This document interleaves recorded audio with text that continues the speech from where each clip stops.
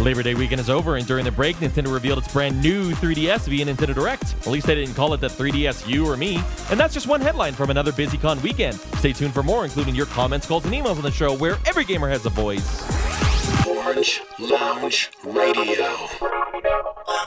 Hello, my friends out there on the internet, and welcome back to another week of the show where every gamer has a voice. It is Orange Lounge Radio for this episode number 566, September the 7th of 2014. My gosh, we're already in September. The year's going to be done before we know it. Here comes the holiday season of gaming with the Destiny release this week, and oh my gosh, it's going to be a busy few months. Thanks for joining us for it to talk about all things video gaming, gaming culture, and the gamer lifestyle. My name is Rob Roberts, here with you over the next few hours, and in studio joining me, as always, are my incredible co-hosts. Say hello to Dark Sakura or Jamie Summers.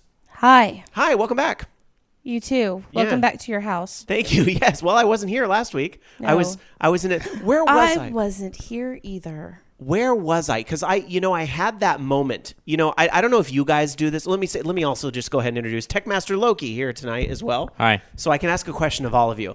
I don't know if you do this, because whenever I have a week that we don't have a show, I kind of find myself sitting somewhere going, and then I notice I look at my clock, or I look at my watch, and it's 6 o'clock, or in the case of being at Dragon Con, it's 9 o'clock Eastern, and I'm looking going, I should be I should be on the call with Bobby right now, and we should be doing OLR, but I'm not.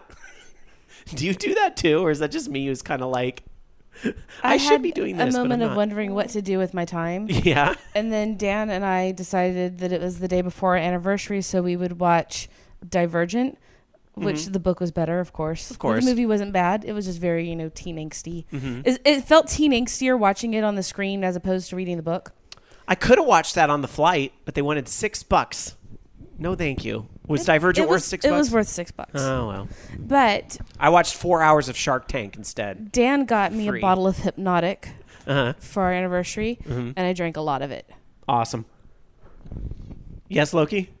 I was going to say, yeah, I wouldn't pay $6 for that either. Oh, did you see Divergent? No. What did you do with the week off? I think I watched the kids. You've had 2 weeks off, actually, because I know you had family obligations a couple weeks ago. The kids Yeah, with and I watched OLR. the kids again. Yeah. That's pretty much all we did. Do you remember how to do a radio What show? did you watch It's them been a little do? while. Of course I do. It's like sitting here going, man, I hate this. This is like so boring. What did you watch them do? What do children do in the wild? Well, our one son's actually scooting around now, so I'm watching him not, or at least trying not to get him to chew on, computer cords and stuff like that. 'Cause I told you toddlers are cats. he wants to. He wants to put everything in his mouth. So he wants to put, like, if it's something on the floor, he's going to grab it and taste it, because that's what toddlers do. They taste everything. Same like with dogs. Dogs taste everything too. So And cats.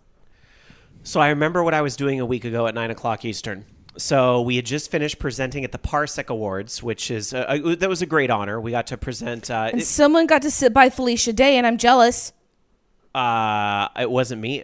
Is that picture of Brad? Yeah. That's from a few years ago. I know. Sadly, Brad wasn't there this year. But I would have only wanted to be there to see Felicia Day. I don't think she was there this year. So There was no reason for me to be there.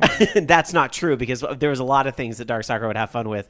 I don't know. There were other Buffy celebrities there, like Emma Caulfield. there was the cast people of like her, right? Mythbusters there. The cast of Mythbusters was there, I including know. some of the guys that are no longer on the cast of Mythbusters. Yeah. Anyway, so we just finished presenting at the Parsecs, which was awesome because I got to literally brush elbows with Lord British, who, if you don't know who he is, I didn't really get a chance to introduce myself. I had a great admiration for him prior to the stupid Ready Player One contest. I still, in spite of, everybody has their hit and misses. Look, we've had bad episodes of OLR, and people forgive us for that. So we can forgive him for a bad Facebook No, game. I can't. He's still. I need to air my grievances with him, and then we'll be done.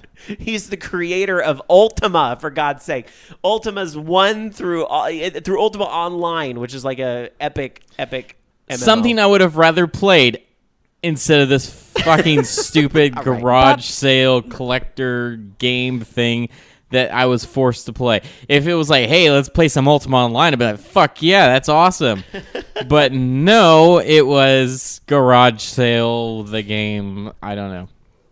What were you going to say, Dark Saga? I was just reading what Bobby said in chat. He said, I shook his hand because I made a joke about him and he liked it. He actually wanted to shake my hand. That's right, Lord British wanted to meet me. That comment from our chat room over at live.vognetwork.com, because we do tape live every Sunday night at 6 o'clock Pacific, 9 o'clock Eastern, right after the Bobby Blackwolf Show, Although who apparently is a giant effing celeb. I've got to say, because I saw, I don't remember what it was, some documentary or something. His house is fucking awesome. So I went to the Lord British panel at Dragon Con where we got to hear this was awesome. The confirmation that yes, the evil spheres in Ultima 7 were based off the Electronic Arts logo at the time. The square. And EA knew that, which they were ECA back in the day. If you go back and look at your kind of computing history, they actually used to be like a cube and if you see their old logo. So yes, EA knew that when they bought Origin, and Lord British was basically talking about I kind of had to sell Origin because we were getting bumped off the shelves, for these other bigger distributors. We had to merge with somebody else to get the shelf space, basically. But then he talked a lot about his house, which sounds amazing. I didn't realize he was super into geocaching.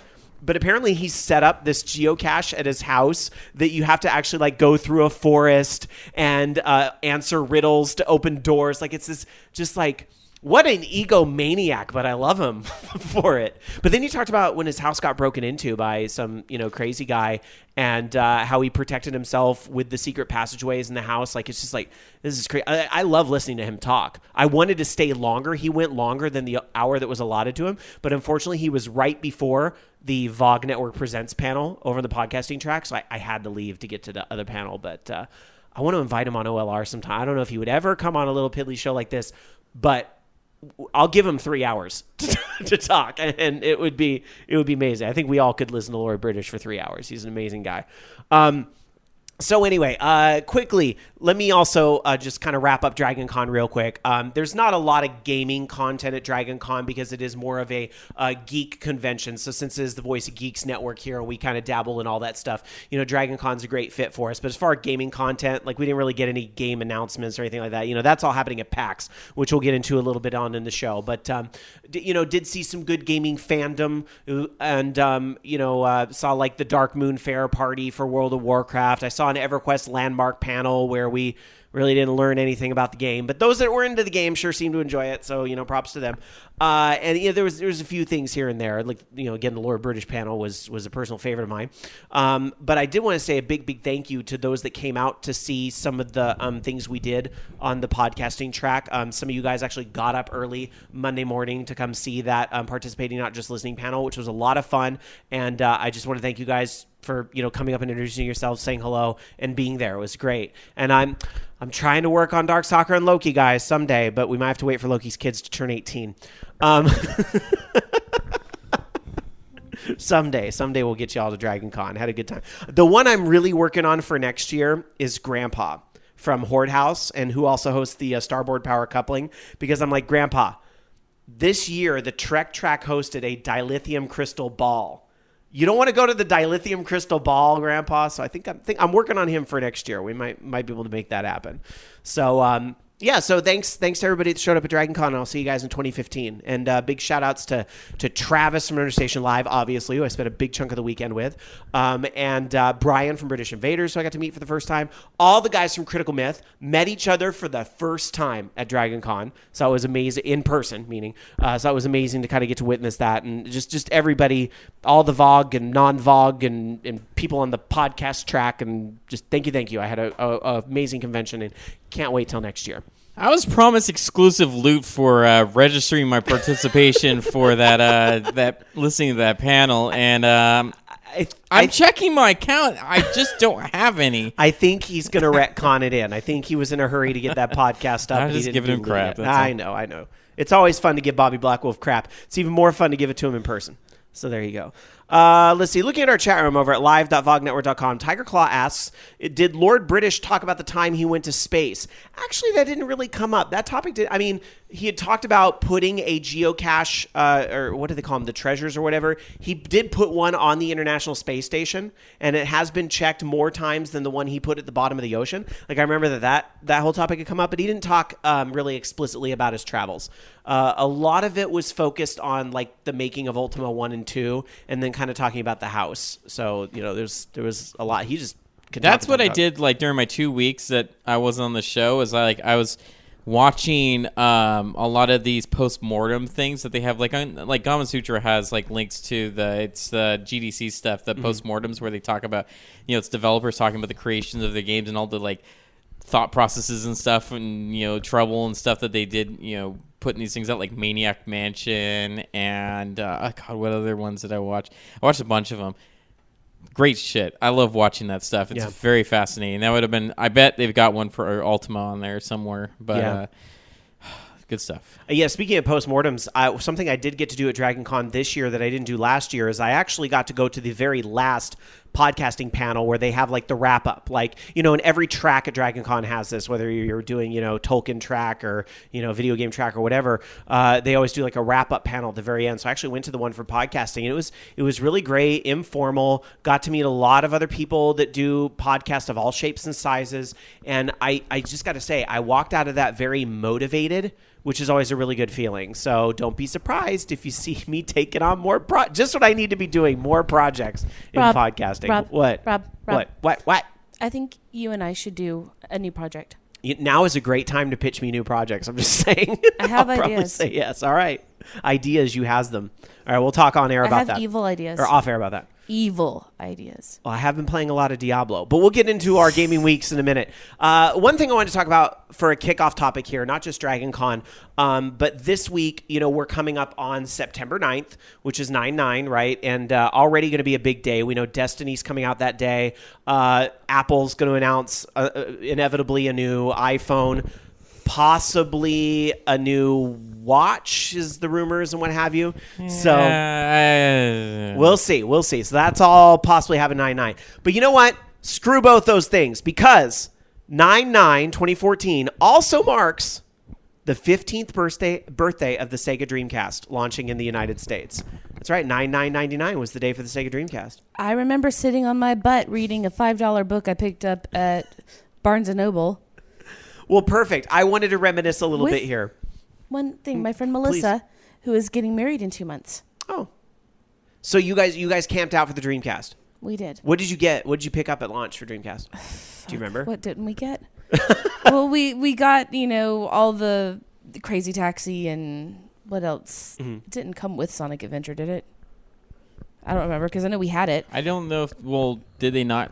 I don't know if it came with games, did it? Because they had like a base system, didn't they? Because I know the one I got didn't have any games with it. And we got like a couple other things, but keep in mind we already had a Dreamcast and a bunch of games, so we didn't really feel the need to buy more games, except we wanted to hear the English cast of Sonic Adventure. Right. So I was going through a little bit of a rough patch in 99, so I kind of wasn't gaming a lot. Probably the period between like 99 and about 2000, 2001, right before OLR started, and I got into DDR and all that. I kind of wasn't gaming as much, so I didn't pick up the Dreamcast when it first came out. I bought the Dreamcast when it was on sale for $40. I think GameStops or something were selling them for like $40 used or something. So I remember picking up a Dreamcast, and I played the ever-living crap out of Phantasy Star Online.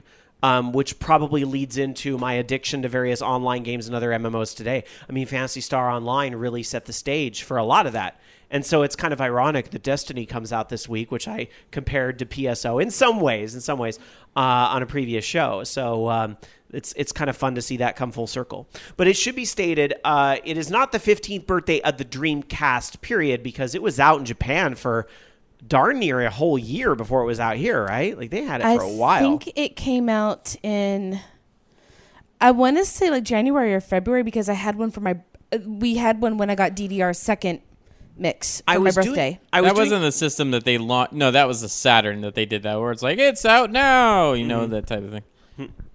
Yeah, I want to say I was doing research earlier when I did the Fugle question, which is about this topic as well tonight, and it was November of 98. It probably just took a couple months for you to get on board and get one. But I won mine. Huh? I won mine. You won yours. How'd you win your Dreamcast? I went to a Qzar all-nighter and won it in the raffle because I didn't even want one. I didn't want that system because I was like, I don't want it. And then I got him like, sweet. That's awesome. I'm like, well, at least I'm not going to pay for it, but I'm going to buy games for this now. So what did you end up getting for it? I got, I don't remember. I don't remember what year I got it because it wasn't 99, I'm pretty sure. I think it was like 2000 or 2001. And I got Power Stone. I was going to say, you strike me as the type that would have played a shit ton of Power Stone. We did, because I played a shit ton of Power Stone in the arcade. So, yes, I had to get Power Stone. And I got Tony Hawk Pro Skater. And I think I had Crazy Taxi. I know I had Phantasy Star Online. And what else did I have? Did you get Quake 3? No, I didn't. Dancing was Quake 3 for the longest time. And we were so pissed that we couldn't use our... we got the Ethernet adapter. Mm-hmm. We couldn't play PSO on it. Very, very, very irritated me. I think I only played PSO online once because I only had the modem for it. So, I don't know. It was okay. I didn't do a lot of online playing on that until the Xbox. And then, what other game did I get? I got something else, too. Because I still have all the same games. I never... that initial first batch of games I bought was it. And then I never bought any more games for it. I remember getting really excited when we picked up Grandia 2 because I had already been playing my French Japanese version. And my save file worked from my Japanese game. And Power Stone was one of the other games that did that. Power Stone's awesome. I should have gotten Power Stone 2, but I never did. Aw, it was fun. I have it on my arcade cabinet. My other favorite thing to do on the Dreamcast, even though I realize, y'all, this is of a questionable legality, but I've supported the crap out of Virtual Console and the like ever since, but burning CDs full of emulators and ROMs, sorry, not sorry. That was a lot of fun. Your Para thing? Oh my God, that thing was horrible. The purple biscuits? Yeah. Green biscuits. Green biscuits. It's green because you know how the purple ones. You know how I know it's green? Because I fucking have it. Do you still have I have it. Dreamcast? It's in my closet. No, it was another knockoff that had the purple ones. Yeah. Or maybe it was just the controller or something. Let me ask this question because I want to get to, the new news, not just reminiscing. But let me ask one more question about the Dreamcast, and I'll read some comments from chat. I want to know your guys' thoughts on this too over at live.vognetwork.com. Why do we remember the Dreamcast so fondly when it didn't really do so well? I mean, it kind of failed as a system. I hate to say it, but it didn't.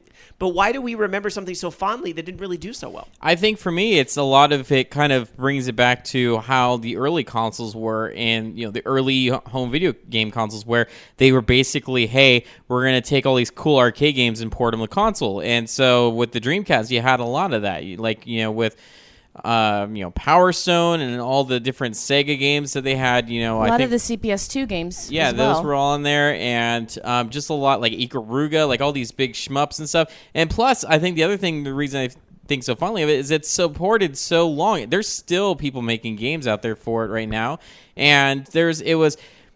Maybe because it was so easy to pirate for, it allowed you to expose yourself to a lot of things that you might not have been able to play otherwise. I think it's the pirating thing that might have led to the big factor in its downfall, though. I don't really think so much as marketing. Because their marketing in the U.S. was really clever. Yeah. I would say I think the PlayStation 2 was able to really kind of kick it in the butt with the mere fact that the PlayStation 2 played... and I realize it was a couple years later, but the PlayStation 2 played DVDs. And that was a huge thing for people. The fact that it could play DVDs, a lot of people made the decision, I'll get one of these for the living room. So the Dreamcast really got a kick in the butt when that happened, I think. Yeah. So I think that was a huge factor. But it still surprises me that it didn't somehow pull it out. I kind of wish that someday that Sega would go back to manufacturing consoles because... Right? Because, fuck, man, the games that they're putting out just alone, just the Sonic games, it's just kind of crap. I wish they would just go back and, recapture the magic that they used to have, Dungeon Buster in our chat over at live.vognetwork.com says, it came at a weird time in gaming for me, though. PC gaming was strong and the PlayStation was dominating the charts, but lots of love for the Sega-specific titles that came out for it.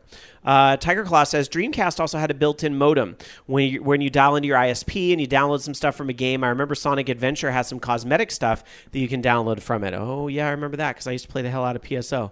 Blackwolf said, I had a friend who loved his Dreamcast and pulled out his spindle of burned games to show me how much he loved it, and then sighed and said it's a shame it wasn't a financial success. Blackwolf also points out PlayStation 2 also had EA exclusives. So yeah, Kaijudo disagrees with me, saying no, PlayStation 2 didn't kill the Dreamcast. The Sega Saturn and the PlayStation 1 killed it. And Bleamcast. Remember? Bleamcast was kind of awesome. I do remember that. That's unheard of. Can you imagine if they had a PlayStation 3 disc or something that let you play God. Xbox 360 games? Oh my God. That'd be fucking ridiculous. Yeah. That's just, crazy. you don't see that kind of shit anymore. You really don't. It's amazing, though. You really don't. All right, thanks for those comments. Again, over at live.vognetwork.com. We will get into a little more Dreamcast reminiscing with the Fugal question of the week. But for now, let's fast forward to the present. We have a couple weeks off to catch up on, so let's try to quickly get through. How is your... Wait, hold on. Oh. Blackwell says, fuck yeah, Qzar, Top Gun. Do you guys have Qzar in Atlanta? Because seriously, that might that might help me get out there to Atlanta. I mean, just saying. We'll find out. I didn't even know Qzar still existed. I thought it was mainly we still got UK one in thing. Concord. There's still one in Concord. Really? Still one in Vacaville. Vacaville one sucks, but the Concord one apparently is still pretty good. It's all the way in Concord. Yeah, I want to say our pals Spike and John over at Game Buoy did a Qzar thing for Spike's birthday or something. Somebody's birthday. I've played at all of the arenas in this area. I mean, even Bascom, which is in San Jose, that was crap. But man, that's the problem, man. It's over an hour away to go play Qzar, and it's just you go down there and there's no one playing except for little kids. That's why I wish they had the arena back in Citrus Heights. It sucks. Move the Citrus Heights. And it's oh sweet, it's like 2 minutes away. I can even play so much Qzar, and then it closes. Fuck. It's so funny too that I used to play at that same one all the time, yet we didn't know each other at the time. You probably kicked my ass because I was terrible at Qzar. Black Wolf in chat says we don't have any Qzars anymore, but there might be one in Atlanta. Keep in mind, Black Wolf lives in a suburb, and says nope, the last Qzar in Atlanta closed last year. Yeah, a lot of them womp have. womp. All right, let's fast forward to the present and talk about what types of games we have been playing this week or the past 2 weeks. Dark Sakura, ladies first. What have you been? How was your gaming week? I played some Final Fantasy 14. Actually, did that today. My 3DS has been kind of just being used for puzzles. What do we do, Dan? Oh yeah, we were playing Kingdom Hearts. I guess not really a whole bunch of stuff. Oh, yeah. I started another Shepherd on Mass Effect 3. I might have mentioned that before, but I actually played some more of it. And some more Sims 2. That's about it. I'm not going to get Sims 4 until there's an expansion. Which there will be thousands of them. I mean, since all the content's not in the game. I played nothing, sadly. 2 weeks off, I really played nothing. Yeah, Dark Sakura? I did remember something else I played. Go ahead. I started Fractal again because that game's awesome. Okay, I'm done. Sorry. So nothing for 2 weeks, Loki? Yeah, I've been programming. Are you qualified to talk about video games? I am. I spend... You've been programming your own game instead of playing others. Yeah, that's Nice. what I've been doing. Because That works. I got done, with my editor thing, and then I realized it's not going to work because... Yeah, the way I did it was just not going to work at all. So I had to go completely from scratch and redo it again. So actually, I'm almost done with it again, back to where I was. It's just my complex math equation or whatever to rotate these vectors around a point just didn't work. I guess the math was wrong or something. And that's what you get for when you copy stuff off the internet, without actually knowing how it works. So I was going to go back and do it the way I was originally going to do it. And I think that'll work a lot better. So I have to write that up. But it's pretty complex. And hopefully this way works, because if it doesn't work this way, then I have no idea what I'm going to do. But I think this way should be a lot more efficient. And then once I get this done, I can start making the game again, because it's just engine stuff. I want something I can see. It's really interesting hearing you go through these growing pains, though. It's going to be fun to go back and listen to old episodes it's of OR. anytime I try to cut corners, I end up having to do it the right way anyways. Like, anytime I try to cut corners, it's just like I end up having to go back and redo it. Like, I went and rewrote my shader this weekend because it was too complex for what I needed it to do. And it's like, I kind of like, ooh, I want to put all the bells and whistles in. I didn't really need it. It just, for what I'm doing with it, I just stripped out everything I didn't need out of it and redid it. And so now I have that again. But I don't know. It should be because now everything's being procedurally created. It's almost like I'm making Minecraft in a way. I mean, because the way you would make a voxel game like Minecraft is pretty much the same way I'm generating the objects, that you make in this editor. Did Loki just claim to be making Minecraft? I think I'm not making Minecraft. It's just like it's because it's similar to like the way voxel games work. So it's not exactly the same way, but some folks in chat are going. Black Wolf says Loki's making vaporware. ActF says Loki nuke him forever. SSG 100 Matt says I hope he doesn't get burned out. Dungeon Buster says half Loki 3. Okay, it's only been like 6 months. It hasn't even been that long yet. But give yourself a break once in a while. Play some games. Get some inspiration. I'm not burnt out at all though. I think it's interesting. Good. I don't know. If it's not fun, then why would you do it? Exactly. Right? If I don't want to do it, then I won't do it. I'll take a break for a day or something because there's a lot of games I have to play. If they put out a new expansion in Grand Theft Auto 5 or something, maybe that'd give me an excuse to play some games or something. Or when Call of Duty Advanced Warfare comes out, I might have to play that for a bit. Speaking of Grand Theft Auto 5, because it's not on our show roll tonight, what's up with the release date for that? Did it get bumped again? I thought I heard it was getting bumped. It hasn't gotten bumped yet. There was like a rumor that one of the versions got bumped, but they're still saying it's fourth quarter. Right. They'll say it's fourth quarter until it's not fourth quarter. So, right now they're they don't have a date nailed down yet, but I wouldn't be surprised if it got bumped. Just if anything, just because there's so much stuff coming out in November, like the day that it comes out now. If it came out any day in November, it's gonna be really packed. I don't know. I think I hope it comes out in November. It'd give me an excuse to buy a next gen system, I guess. I'd need a job for that though. Yeah. All right. Well, let me talk quickly about my gaming week because I didn't play a lot because obviously I was away at the convention, but I did play a few things. On the flight, I played on the PlayStation Vita quite a bit of Dragon's Crown, which is a game that's on the PlayStation Vita, of course. It's also on PlayStation 3. It was part of the PlayStation Plus package, I think last month or the month before. So I finally got around to playing it, which that game was, I was pleasantly surprised by how much I enjoyed that game, and I want to continue playing more of it. I'll probably get it for my PlayStation 3 because that's a game that I kind of would like to play on a bigger screen, maybe more than the Vita. But for the flight, it worked great. And if you don't know what this game is, it's kind of like a mashup between something like Golden Axe, like an arcade game like Golden Axe type of thing, mixed with like an RPG. So you have a town and you do these quests and you go out and you'll go to the field and you go like a particular path through here. And yeah, it is neat. So I enjoyed that game. It was a great way to kill a little time on the flight. So there was that. I've been playing probably an unhealthy amount of Diablo 3.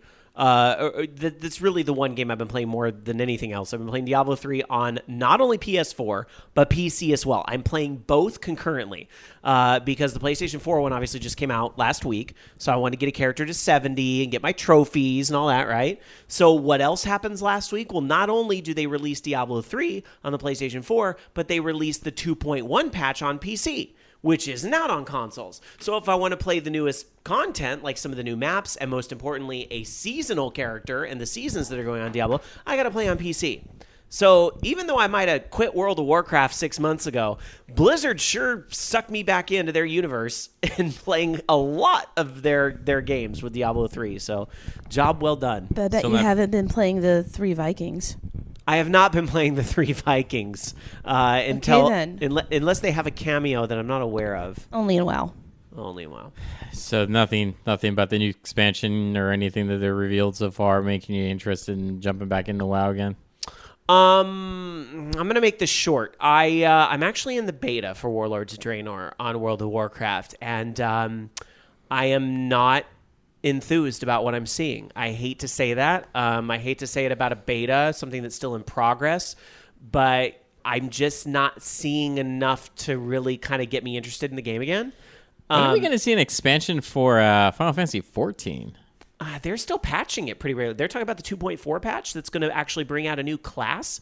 The Rogue and the Ninja are going to be in 14. My next class. That's in a patch. And then the Shiva fight is coming. And they just confirmed this week that Shiva will have a move where she does a snap and all the ice shatters. And her boobs. In an homage to... Yes, and boobs. I thought that was in... An homage Oh, that to was 10. in 14. Yeah, Yeah. because Cool. They're trying to put all the primals in 14, like they just did Ramu in the last patch. You know, they have Ifrit and Garuda and all these. So now the last one is Shiva. Did they have I did. Oh, go ahead. Darkstalker first. I did make another character, by the way. Oh, did you? So I could have it be solely a ninja. I'm kind of in a lull on 14 right now. Like I'm just sucked into Diablo right now more than 14. I kind of log into 14 and I'm like, I don't really want to craft. I don't really, but like I know Alan's really enjoying it. Alan plays 14 all the time. That's it, Rob. We make noobs together. We'll see. I just make a noob in Diablo. Oh, I will. Okay, you make a noob in 14, and I'll make a noob in Diablo. All right, but we have to on PC. We have to live stream it. Yes, It'll be fun. Okay. Now I'm down. And that's our new project. If we're doing Diablo, we're going to do it hardcore because more people will watch if it's hardcore because they're all waiting for the moment you die. Because in hardcore, once you die, you die. It's done. Game over. Literally game over. Start from the beginning. Yeah, right? Doesn't that sound like fun, Jamie? No. That might be That fun. sounds like I don't know if piss. my PC would be able to run Diablo. Yeah, And by the way, I apologize to any of my coworkers who are listening to this for the first time. You told your folks over at the Land of Cubes and Tech? Lowcat. Yeah, to listen to this? A couple. All right, shout Trusted people. out. Where else was I? I was going to say... Oh, one other thing I checked out briefly this week. Minecraft on the PlayStation 4 came out this week. And so I downloaded that and checked it out. I only played about 30 minutes, but it is the same thing I played on 360, just with slightly crisper graphics, which I know is ironic because it's Minecraft and the graphics aren't exactly its selling point. I wanted to know, since, because this is not this week, but it was last week, since I'm assuming you got a chance to check out some more stuff on the DK2. On the Oculus. I did. Thank you for bringing it up. Yes, Bobby was good enough to bring his Oculus to Dragon Con, and so I did play the Dev Kit 2, and the game I actually played was Vanguard V, which you've talked about previously on the show. So I didn't know really anything about this game. I don't really own an Oculus. I don't follow it nearly as much as Bobby does, but every time he said, here, put this on, and I'm going to press a few buttons, and you're going to play a game. Every time he's done that, I've really enjoyed the experience, so I'm eagerly awaiting the consumer level. Because you have to remember, Oculus is not really for consumers right now, but it'll get there. Just like Project Morpheus is going to get there at some point, right? So I played Vanguard V, which is a game you can control completely with your head. And it plays a lot like Rez. Like, imagine you're playing Rez. That's what it felt like to me. Imagine you're playing Rez, but it's where you look that fires the little reticule, that fires the bullets and everything. It was actually really fun. And the music in it's really good because I think it was Vert. Yes, or one of those big chiptune guys does it. Yeah, so the music was really good too. Like the stuff that they have for like the title theme is just. I've been playing that in my car for weeks now, but it's just like it's so unlike him. It's like an orchestral, space opera, track. It's just fucking amazing. But he does music in the game and. They're kind of doing like the external crowdfunding now. They have their own like Vanguard V website now you can go to, and which I didn't. Just to clarify, the full game is not out. I played. I think it's like the first level as a Kickstarter thing because I know there's a video at the end. Yeah. But it was enough of a taste of the game for me where I was like, all right, if I could buy one of these devices for $250, although I imagine it's gonna be more like $300 probably, I'd be into a game like this. So yeah. Yeah, I like that it was third person, but the way that they, justified that is you're like, the queue or whatever that follows around. It's like Rez, It's very similar to that. It didn't take me out of the element at all. I still felt very like, I definitely had that moment when I kind of took the thing off where I'm like, whoa, So cool stuff. Yeah, I had a good time with that. Let's see. Looking at our chat room over at live.vognetwork.com, Rama says, "What's Project Morpheus?" Did I call it the wrong thing, or is he just being silly? Yeah, I think he's just being Oh, silly. ActDef says, to be fair, the only demo is 83. Oh, I see, because hardly anybody's been able to touch one of those things because there's only 83. And for the record, that game, Vanguard V, is supposed to be for the Morpheus, too. Like, he's got the dev kit stuff. Nice. So, when they do get it, funded, they're going to be developing it for both platforms. Yeah. I did notice, too, that with this new kit, they have something similar to what Morpheus has with the whole fact that the camera can track your head motions. Mm-hmm. And I guess they do something like that now with the new Oculus, too, that I don't recall being there before. No, it wasn't there before. Yeah, so that was I don't know how it played into the game I was playing, but yeah, so that was a feature. All right, so there you go. That was my gaming week. Thank you, Loki, for reminding me of one other game to give a shout out there for Vanguard V. Let's get into housekeeping. Follow us on Twitter, twitter.com/OLR. We're also on Facebook, facebook.com/orangeloungeradio, and Google+, google.com/+orangeloungeradio. Also, be sure to follow us on YouTube, where the show is also posted for you to listen to our vast archives quickly and easily on a variety of devices, because they got YouTube on everything, right? So we are YouTube username Orange Lounge Radio, all one word. Be sure to subscribe there. And a big shout out to Jason, who runs things over at the YouTube channel and make sure things get posted in a timely manner. Although they do intentionally lag 1 week behind. We do want to push people to the podcast first.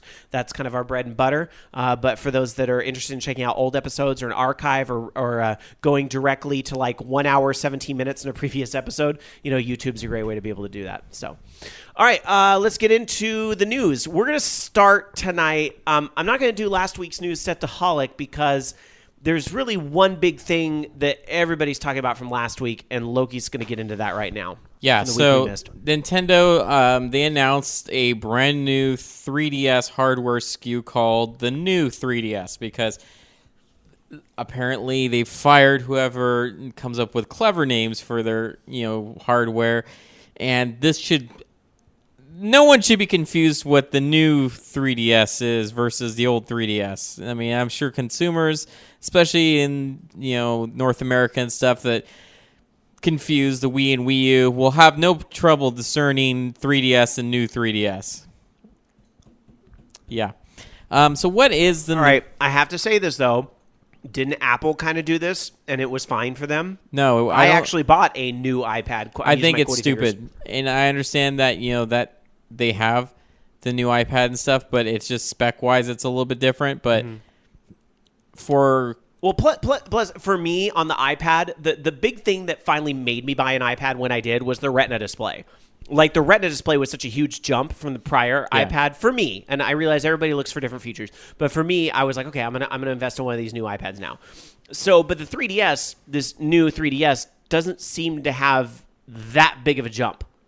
It does, actually. Does it really? Yeah, well, here's the thing. It's got quite a few additional features to it. First off, they're going to have both the XL or LL version that's called in Japan and the regular 3DS size.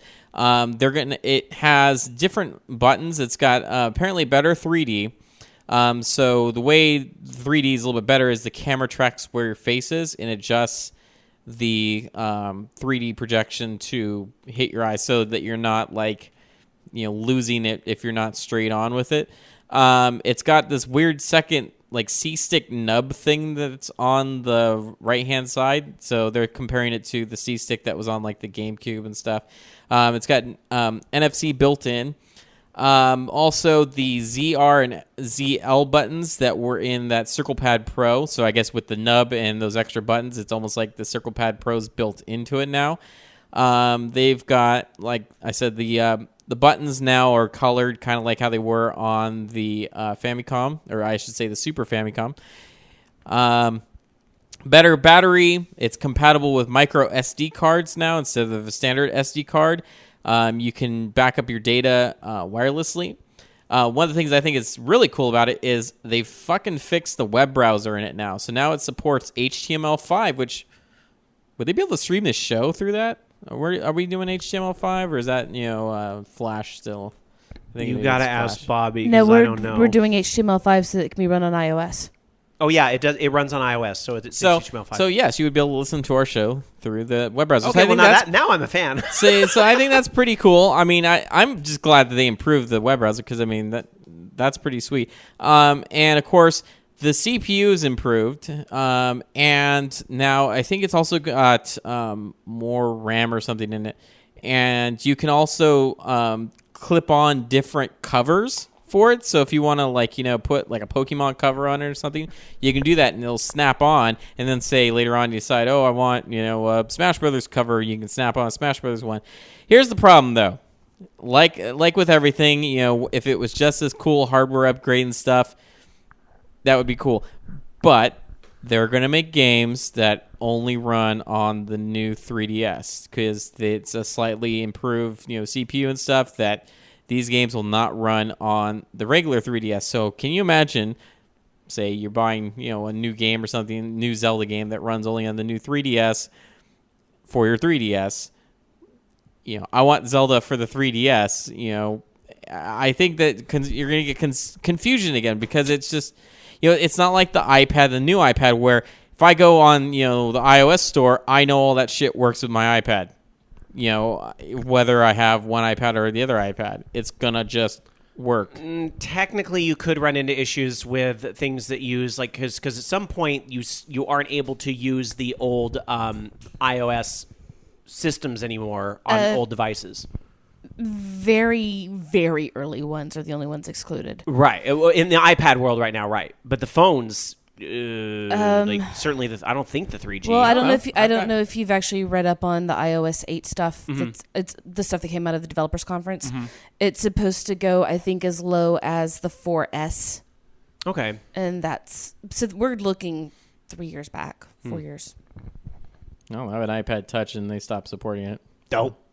Whatever.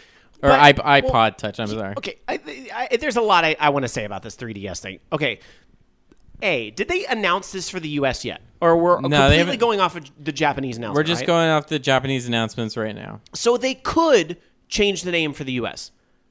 They could. It could still be a 3DSi or something. They might still change the name here, right? I don't think that they will. Oh, but you don't know that they won't either.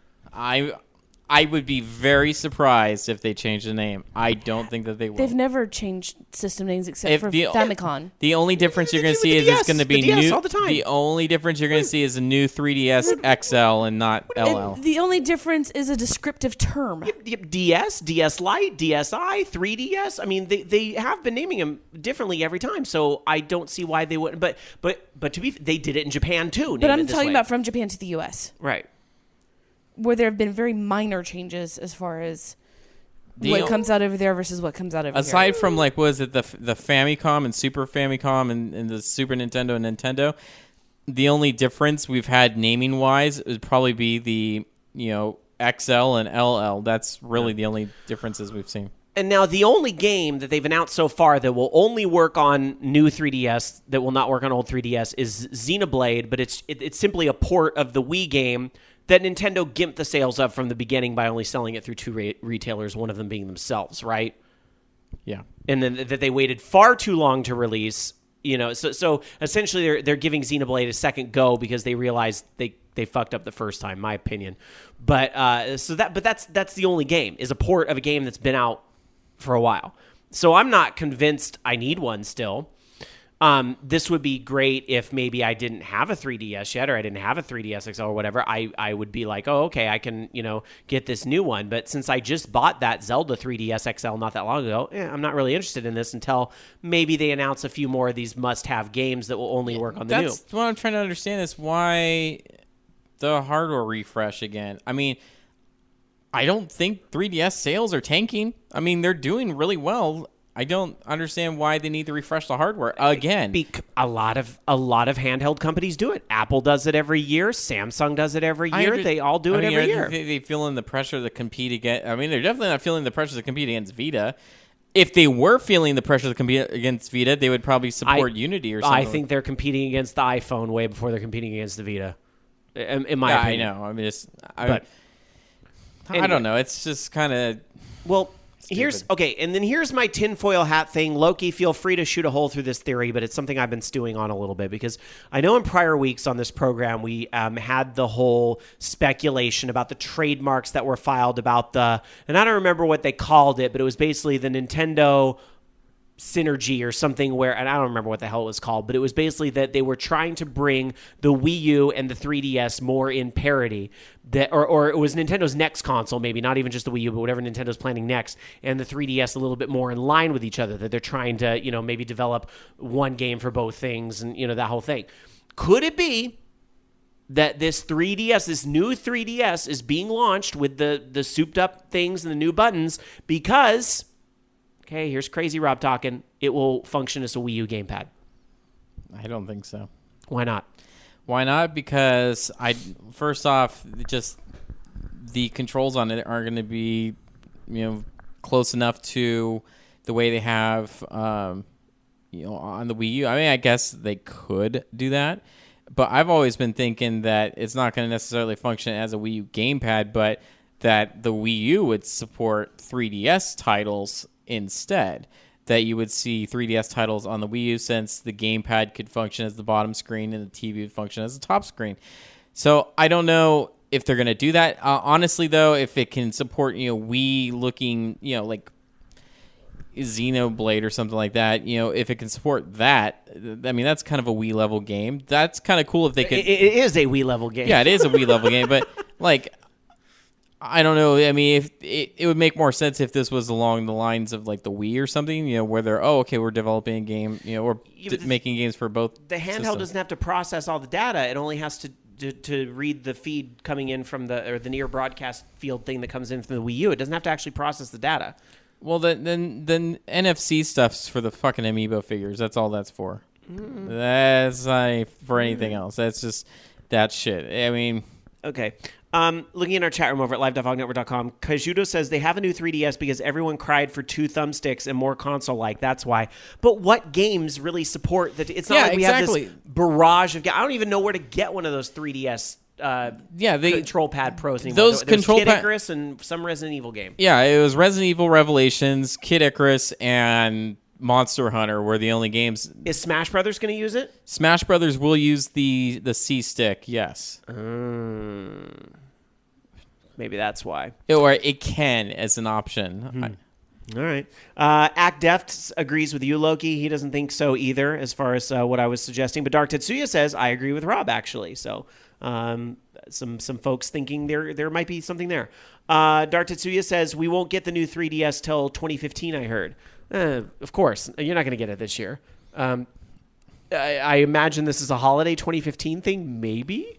I don't know if it would be holiday. That does seem far out. It could be like March. Could be March. Maybe just before the end of the financials or something. Well, maybe that's why they're doing it, to try and pad the financials a little bit. I would think that they would need a game that really shows the system off. Once again, though, I still don't understand. Like, they're literally throwing out SKUs left and right. It's like they're just throwing everything out there to see what sticks. Like, like seriously, they're like, people don't want 3D graphics, so we got the 2DS. Unless that 2DS was just because people think they're gonna go blind with 3D. These 3D displays are gonna make you go blind or something. Yes, because the 3D outside of those displays make me go blind too. The 2DS was a Pokemon system, plain and simple. I mean, I just don't understand what the point is, but. It's like, okay, we don't want 3D. We do want 3D. It's like they have so many SKUs out there now, but at the same time, it's like, this isn't the system that needs help. The Wii U needs help. Help the Wii U. 3DS is fine. You're doing great with the 3DS already. You don't need it. I think they are, yes. I don't think that they're having a problem selling these systems. There's plenty of games coming out for it. Most of the publishers out there support the system because it's rocking. It's just, I don't know. Like, are they trying to go more hardcore with this? I mean, they're trying to, like, get the hardcore crowd? Are they thinking that's what's happening is that the hardcore crowd's buying Vitas? Because I can tell you what's happening with the Vitas. Nobody's buying the Vitas. You know what's happening with the hardcore crowd? They have too much time playing hardcore games on consoles and PCs. Yeah. That's why they're not buying a 3DS. That's why I wouldn't buy a 3DS, because I don't have enough time to play a 3DS and console and PC. I agree to a point that I would rather see a Xenoblade reimagining or reconfiguring on the Wii U. But then again, there is a game coming from the same developers in 2015, so we know that. Going to our chat room again at live.vognetwork.com, Kaijudo says Monster Hunter is a huge game, which I believe was in response to what the other circle pad. It's a huge game in Japan.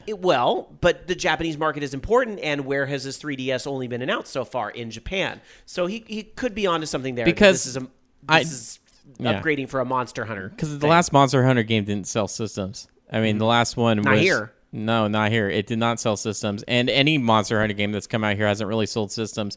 So I don't think that's really... I mean, yeah, it's a good game, but it's not as big over in North America. It's just... In Japan, it does really well. And it's too bad. I mean, because it looks like a fun game. It's just... it's not something that's super mainstream, I guess. All right. Well, we could go on and on with this topic. I'll just quickly say this. Akuma JP in chat says, not true, Loki. Vita is not selling well there because no good game there. There's a ton of games coming out in Japan. The Vita, the interesting thing about Didn't the he Vita... say good games? Well, I just talked about one that I thought was pretty good at the top of the show, Dragon's Crown. I thought that was a good game, and it's available on the Vita. However, it's also available on the PlayStation 3. And a lot of the Vita stuff is ports of PS3 and 4 stuff. It's really to have Sony branded crap with you wherever you go is kind of where the Vita's at right now.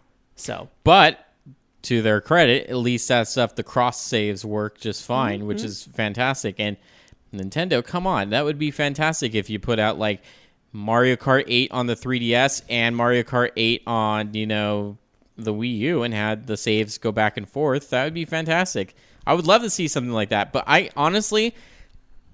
think they're just going to need a new console to come out. And unfortunately, I don't think that whatever new console does come out is still going to be up to the specs of the PlayStation 4 and Xbox One. I just wish that they would put something out that was equal to that. Then we can start talking about, it wouldn't be so hard developing games for them. It would be pretty easy to port shit over. And if they're going to do that, they need to do it soon, because the problem with the Wii U is that, great, you launch something that has Xbox 360 specs a year before you're already dwarfed. You know what I mean? So if they're going to bring something out in parity with Xbox One and PlayStation 4, it has to happen sooner rather than later. Because they wanted to keep the price down because they thought they were going to win on price. And unfortunately, yeah, you could win on price, but you also have specs of the system from last generation. And so now, people are just going to buy that system that has a ton of games for it versus your new system that clearly doesn't have a ton of games for it. All right. Well, good discussion, you guys. But just in the interest of time and the fact it's already 7 o'clock, I want to just table the other new 3DS discussion to our mailbag or possibly phone calls later in the show. Again, you can always email us with your thoughts. Participate at orangeloungeradio.com. Meanwhile, I want to move into other news, though, from this week. Sony did a little press conference over in Japan where they announced some upcoming features for the PlayStation 4. A PlayStation 4 firmware update 2.0. One of the big things they're going to unveil with that is themes. So you know how the PlayStation 3 had a theme in the operating system? Well, now if you are sick of the Sony Blue that is on the PlayStation 4, you can change that to a variety of different themes that will be available, and I'm sure they'll sell some, and some will be free with PlayStation Plus, and so on and so on. Toro and Kuro were featured. These Japanese characters, a little more famous for PlayStation Japan, were featured in one particular theme that was demoed during the presentation. So that's pretty cool that's going to be happening. I would like to see more of being able to rearrange some of the shit on the crossbar. Like, I need to be able to arrange my games differently, because I have so much crap on PlayStation 4 now, thanks to all the PlayStation Plus and the fact that anything you put a disc in for becomes an icon on your bar. Like, I could scroll to the right forever. Weren't they doing folders or something like that? If that was announced that I missed it, I would love that, though. I don't remember if that was a hopeful feature or if that was. I thought, I'm gonna check this out. I thought they had folders coming, like in an update or something like that. That would be fantastic. Oh, it's what it was. It was a PlayStation 4 user interface designs. They apparently leaked. It says users will get folders to organize games and apps, but I don't remember if that was faked or not. I can't remember if that was the case or if it was real. But that'd be cool if you had folders. Some other big game announcements coming out of this news announcement that Sony did over in Japan. Disgaea 5 will be hitting the PlayStation 4 in 2015 in Japan. We, again, this isn't confirmed for the U.S. I would imagine it's likely here, but who knows if that means holiday 2015 or later or who knows what. So that is pretty cool that that's happening. A lot of people will be throwing printies. Persona 5 also going to be coming to the PlayStation 4. Now, Persona 5, I believe, had already been announced for PS3, but they will be bringing a version out on PlayStation 4 as well because PlayStation 4 has been selling pretty well. A lot of people have upgraded. It makes sense for them to release on PlayStation 4. Yeah. So Persona fans, I'm sure, are very happy about that. And Dark Sakura, I know you're a fan of this series. Not everybody has necessarily played these games, but over in Japan, there will be a new game for the PlayStation 4 and the PlayStation Vita in the Ys series. Ys. Not to be confused with Wise. Ys. But a lot of people say Wise. And they're wrong. It's Ys. So that will be happening. This all, again, coming out of the pre-Tokyo Game Show 2014 press event. It will be coming out in the 2015 window for PlayStation 4 and PlayStation Vita. So again, that's Japan. Tokyo Game Show is this week, right? Is this week or next week? I don't remember. I thought it was one more week. I think it's this week. It could be. Akuma's in chat. He should know. I'm just curious to see if The Last Guardian's going to be there. Don't hold your breath. It might be this week because I know like Square Enix unveiled their lineup for Tokyo Game Show and like Final Fantasy 15. There's supposed to be a Konami panel where they're showing off. It said more PT stuff, but I don't think that they would show that same demo that's been out forever. I mean, hopefully that means we're going to see, more Silent Hill stuff. Akuma JP says next week for Tokyo Game Show. Oh, okay. So there you go. All right, let's move on. Dark Sakura. Well, we've been focusing on the other two. How about a little bit of attention for Microsoft? Why not? They are tweaking the Xbox Live Reward program to add some different features.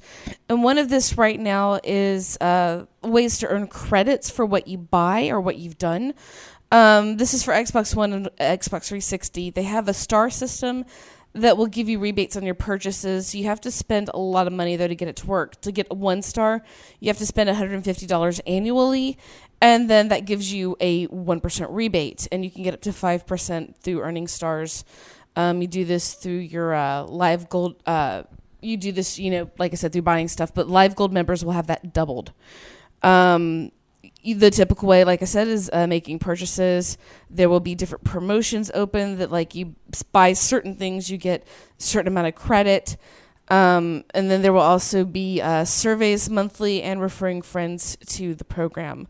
Gold members will earn 1,000 credits by just downloading and playing one of the free games with gold releases for 10 hours. That's an example. There's a lot of information on it, actually through the Xbox Live Rewards website at rewards.xbox.com. $150 sure seems like a lot to spend in a year, but at the same time, in a year, that's 3 games. And that's where I'm having trouble. And I'm sure there's people sitting there going, "Rob, you're an idiot." But it's because I don't buy a lot of my disc-based games, for lack of a better term, digitally. But I can see where they're trying to give incentive now for people to do that. Like the Wii U had done this too with the whole unless premium bundle that they had. You get a registration code for buying physical copies. That would be cool, but I wouldn't hold my breath. And the reason why is, and we've talked about this on the show before, is that you've got to give value to the digital games for the equity you lose in the physical games of being able to sell the game back. And if you can't, and Steam does this very well by bargain basementing the digital price. And so they say, hey, it's $10 over here. Exactly. That's my thing. It's like a lot of these new release games that come out digitally are the same damn price as, and there's nothing extra with it. Here's what's and I know we'll get into it a little later in the show, but just I think Destiny in some ways, and I know we're going to get into it later, but one thing they're doing with the collector's edition, they're trying to sell that digitally too. They're really pushing the digital angle, and I think this is why, is because they're trying. This is the creative way to get into the resale, or to get out the resale market. My problem with digital distribution in general is that, you think about it this way: you have very little in the cost of advertising, packaging, shipping, the companies are saving a lot of money, but they're not cutting the prices on the content. Exactly. And I don't even think that adding incentive like this for buying the content at full price is going to be enough. There has to be another incentive, and that's where Steam is succeeding with that, Right. because they are making just enough overhead. I think that they're turning an okay profit for their end of things, but they're also, I think, being they get their revenue in other ways as well. Packaging for games is so damn cheap. It's not. It's just really cheap. But it's still money. It's a couple bucks, but seriously though, like marketing funds, yeah, that's expensive. They spend several $1 million. I think it's $100 million they're spending on just marketing Destiny. Yeah. And well, we heard about it's a Call of Duty spend. It's a $500 million game, isn't it? Probably like with that? marketing, thrown in there. It's probably that's about right. I mean, again with the whole digital, you know where they're doing well with digital. It seems though, you know what they're doing smartly, and what Sony and Microsoft have both done, and I believe Nintendo's done this as well. Very smart to push the games digitally is the whole pre-download and be able to play the game at 12:01 a.m. Preload or whatever they call it. You know what I mean? Like I'm just trying to make my. Oh, so basically, you get to download it and it activates right at release. Right, and this is a big thing Destiny's doing, is that if you download the game, they are really buying into the instant gratification needs of the gaming community, which, be real, there's a lot of people in the gaming community that need that instant gratification. I want to play it they now. Want it. Right. And they're too used to getting their way. And you know what would help doing that is, pre-order DLC, stop doing this fucking, retailer exclusive pre-order DLC and make that digital pre-order DLC. No, don't encourage them. I would like to tell the entire gaming community right now, game makers you're not entitled to your game now. End of story. But at the same time, but I know people who really love the digital thing. And good for them. Let them take advantage of it and let them reap the whatever benefits there are from it. But if you want to push that, you need to make it more attractive. And I don't think having the game, release like when I'm going to be awake for an hour to play it, or, the average person's going to be awake for an hour to play it before they have to go to work the next day, that's nothing. That's bread. Here's a few crumbs. Thank you, sir. May I have another? Whatever.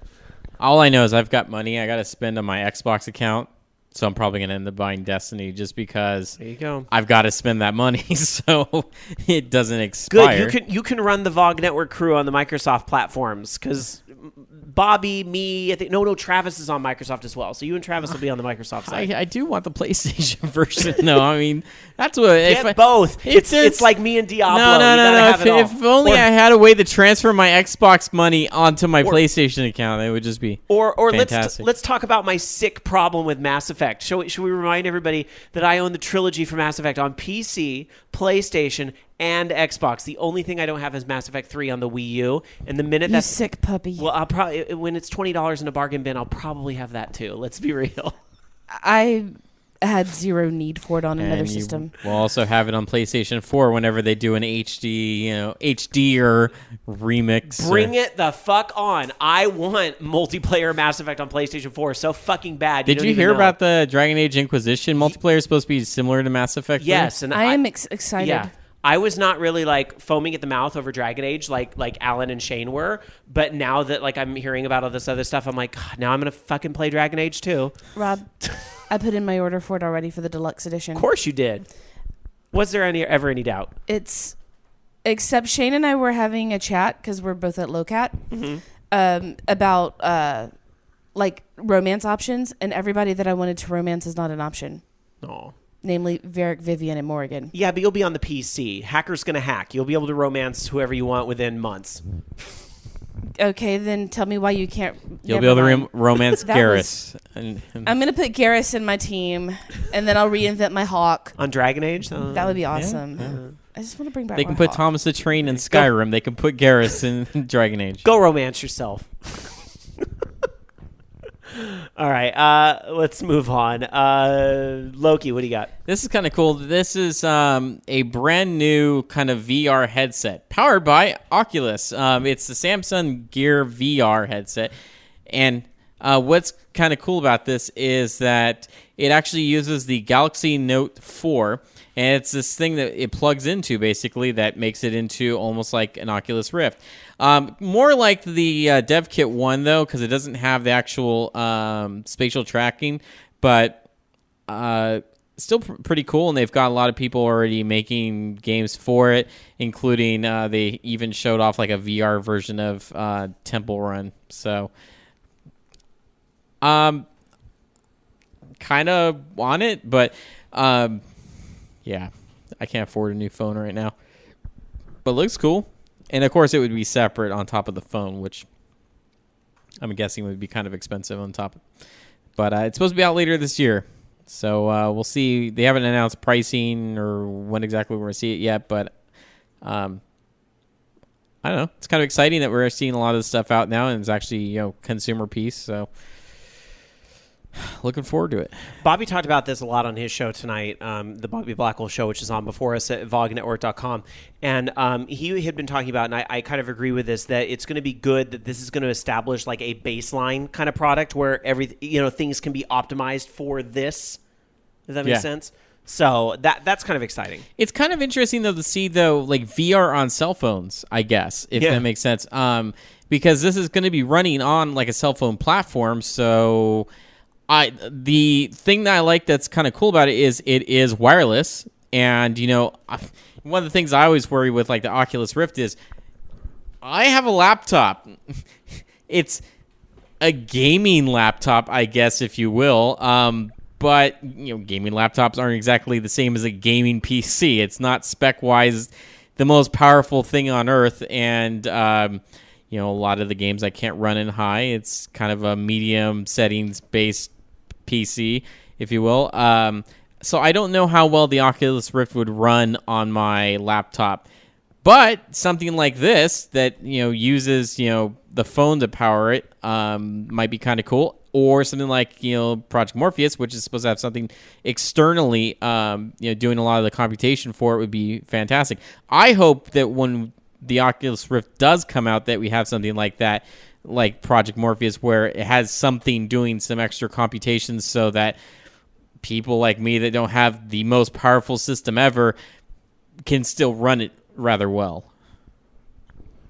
All right. Can we go back to a previous topic real quick here before we get into the Because you next bought story? it. Let's get into... I need to play something here before we do the next segment here. I know this is a little early. I need to give an FU of the week to Act Deft in chat. Don't blame Act Deft for your weakness. Act Deft, during Loki reading that last article there, linked me on Amazon.com to Mass Effect 3 on the Wii U for $13. $13. It'll be here on Wednesday. Rob, stand up. I'm standing. Come here. I'm coming over.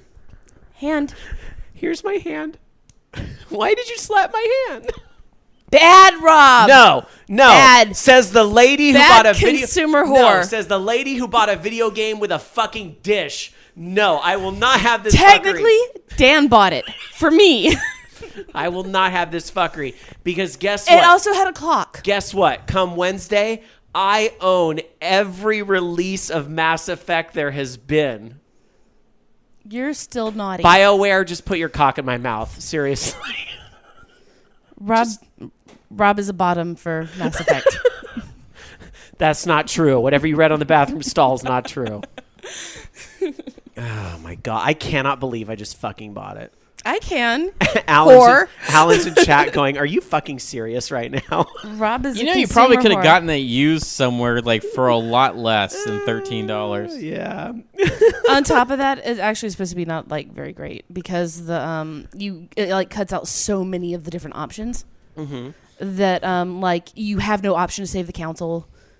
You like it's just all kinds of missing stuff. It was really strange when they gave you the option to romance Mario. I just didn't understand why they had to throw that into that version of the game, but there it was. And Rage, no, Rob doesn't do the Garrus romance, right? You always romance Caden. I always romance Caden. So. Okay, then you have to make me a promise in this one. Oh, God, what? You're going to romance Steve. I don't want to be some dude's rebound.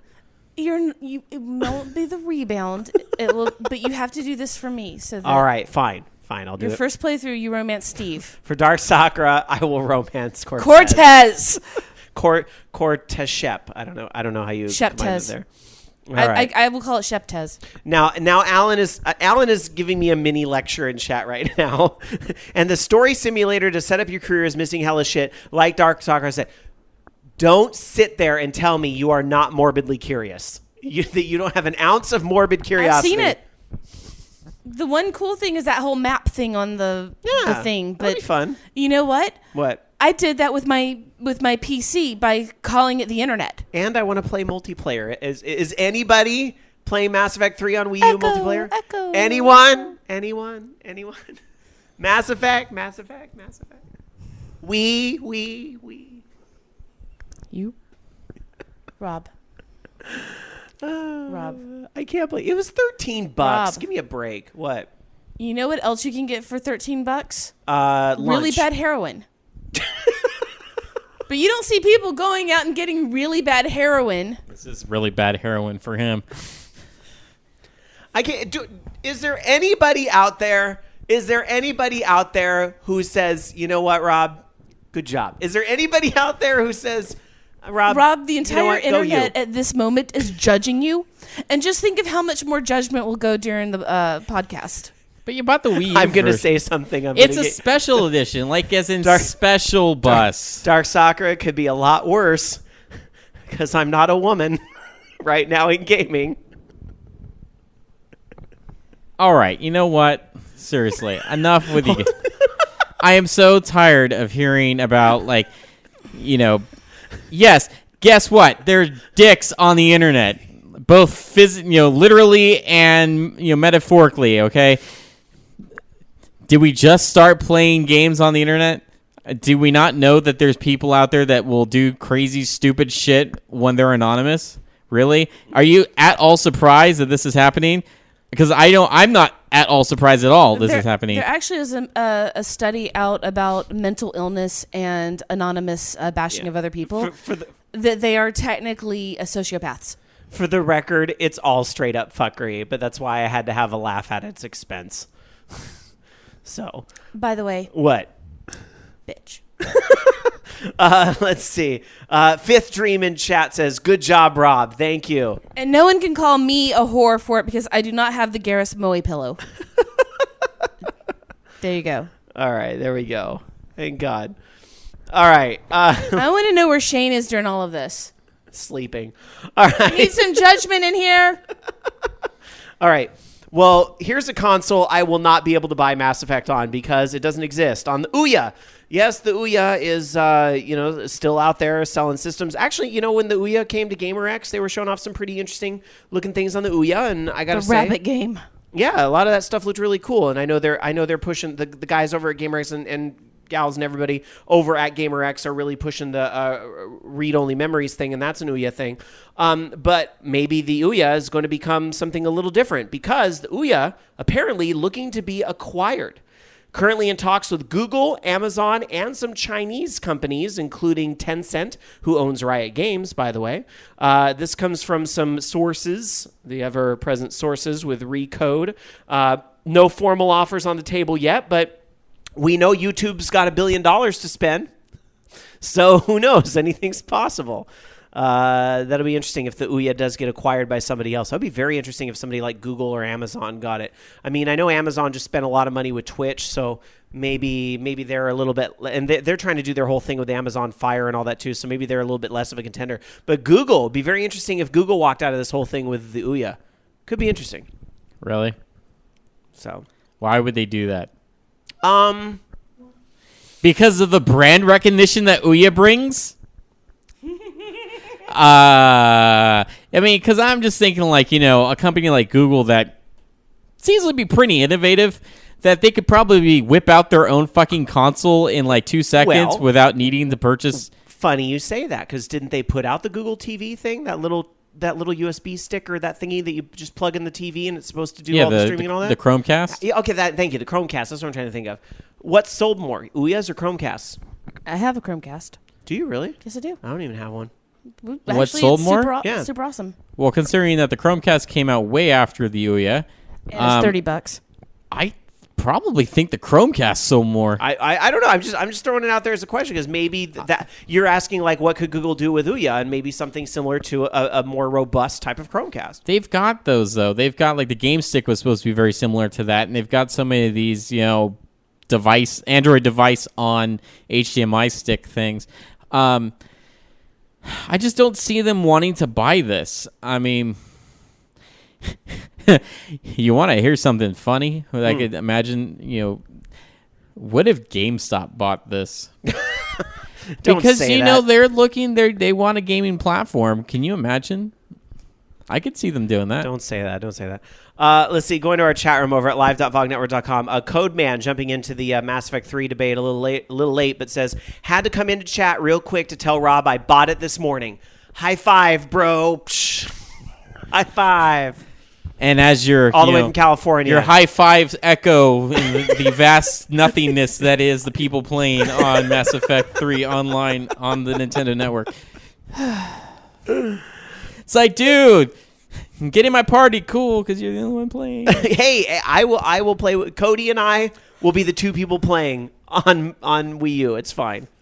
I don't know. Maybe you could beg George to play too. There you go. We'll have the old stuff's going to be cool again. Let's see. Folks in chat seem to think the Chromecast probably sold better. Mega Man X400, our buddy from Video Game Realness. Yes, thank you. That's right. Chromecast sold more, hands down. I completely forgot about Android TV. Yes, so there. Don't need fucking Ouya. This is all speculation and tinfoil hat. If anyway. Google buys it, could they call it the Ouya? I'd make a great marketing campaign. Ouya. What's it gonna do? It's gonna Ouya. And this is why Rob is it not a downloads marketing. Porn. It's a Ouya. You know what we use our Chromecast for, by the way? Porn. Watching endless streams of video game playthroughs. Oh. I almost forgot. Going please. way back to the new 3DS.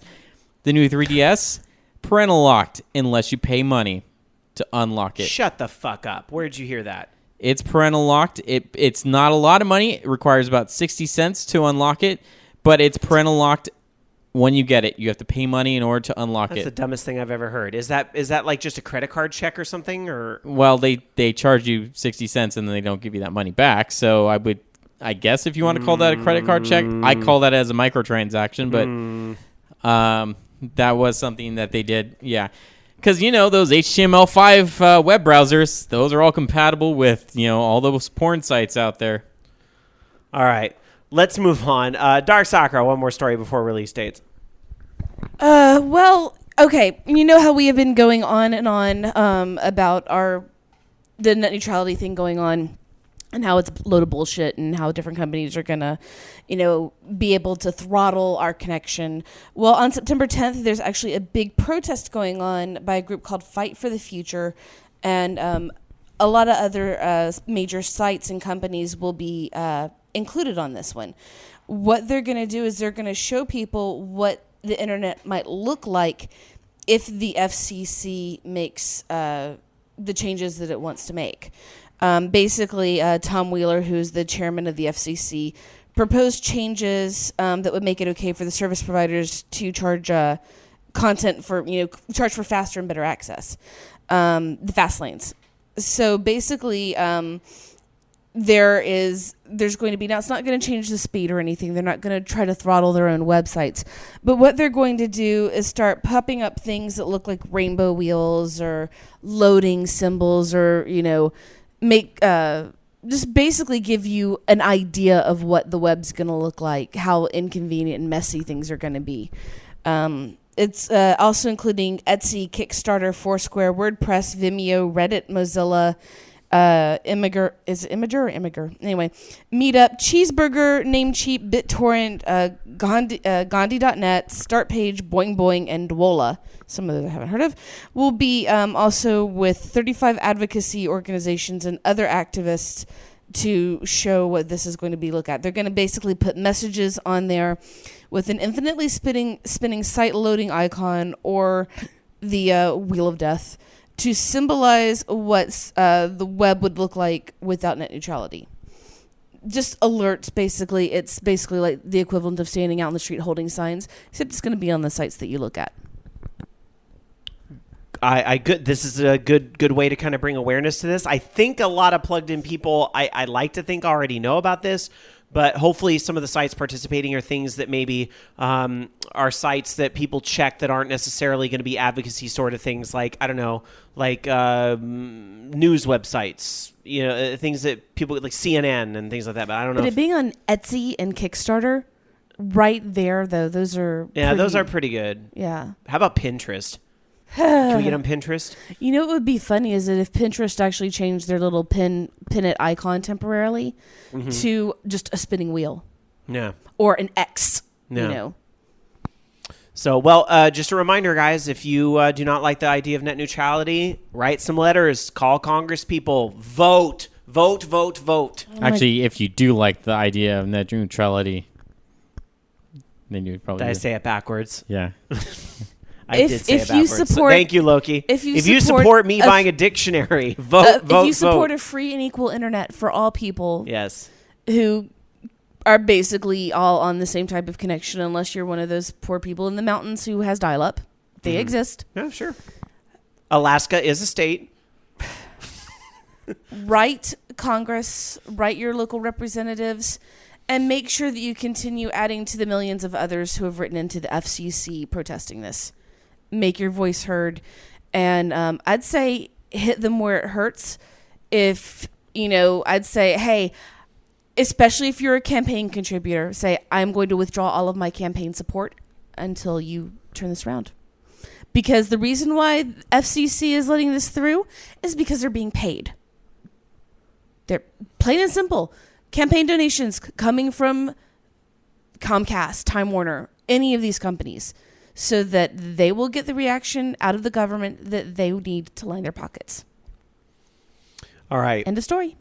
Before we get to the release dates, I just want to point this out because I just got a picture from Brad. It's a picture of Ouya. This is our buddy from Pod Culture, Brad. It's a picture of his Ouya sitting on the desk, and he replied to me and he said, hey, don't knock the Ouya. This is my desk right now. So I replied, hot Ouya shot.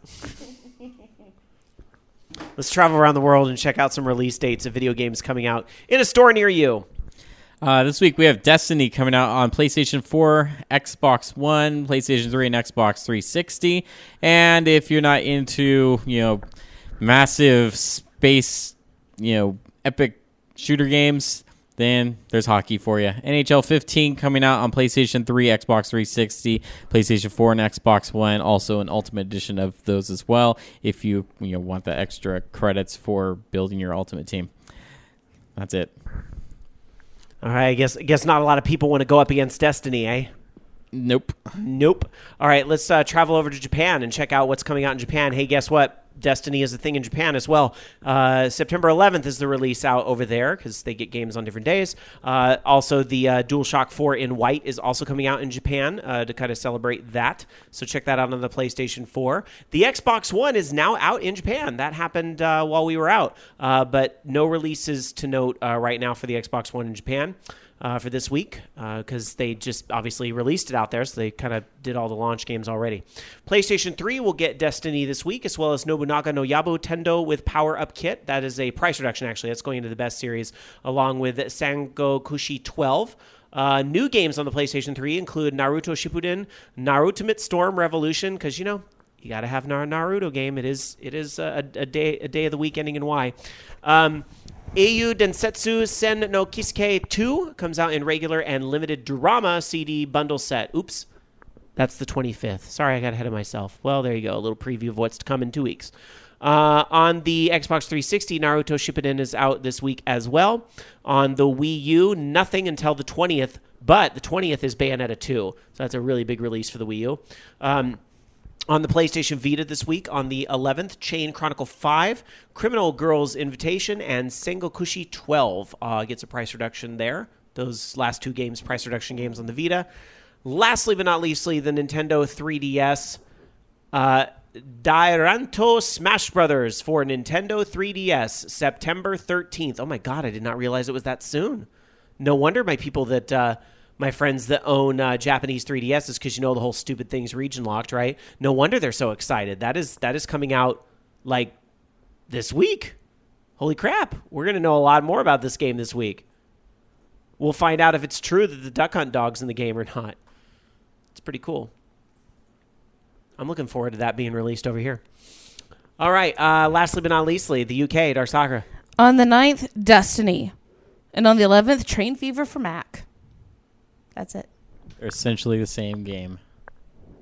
Destiny and Train Fever. Yeah. All right. Just a couple more news stories for you guys before the classic game of the week. All right.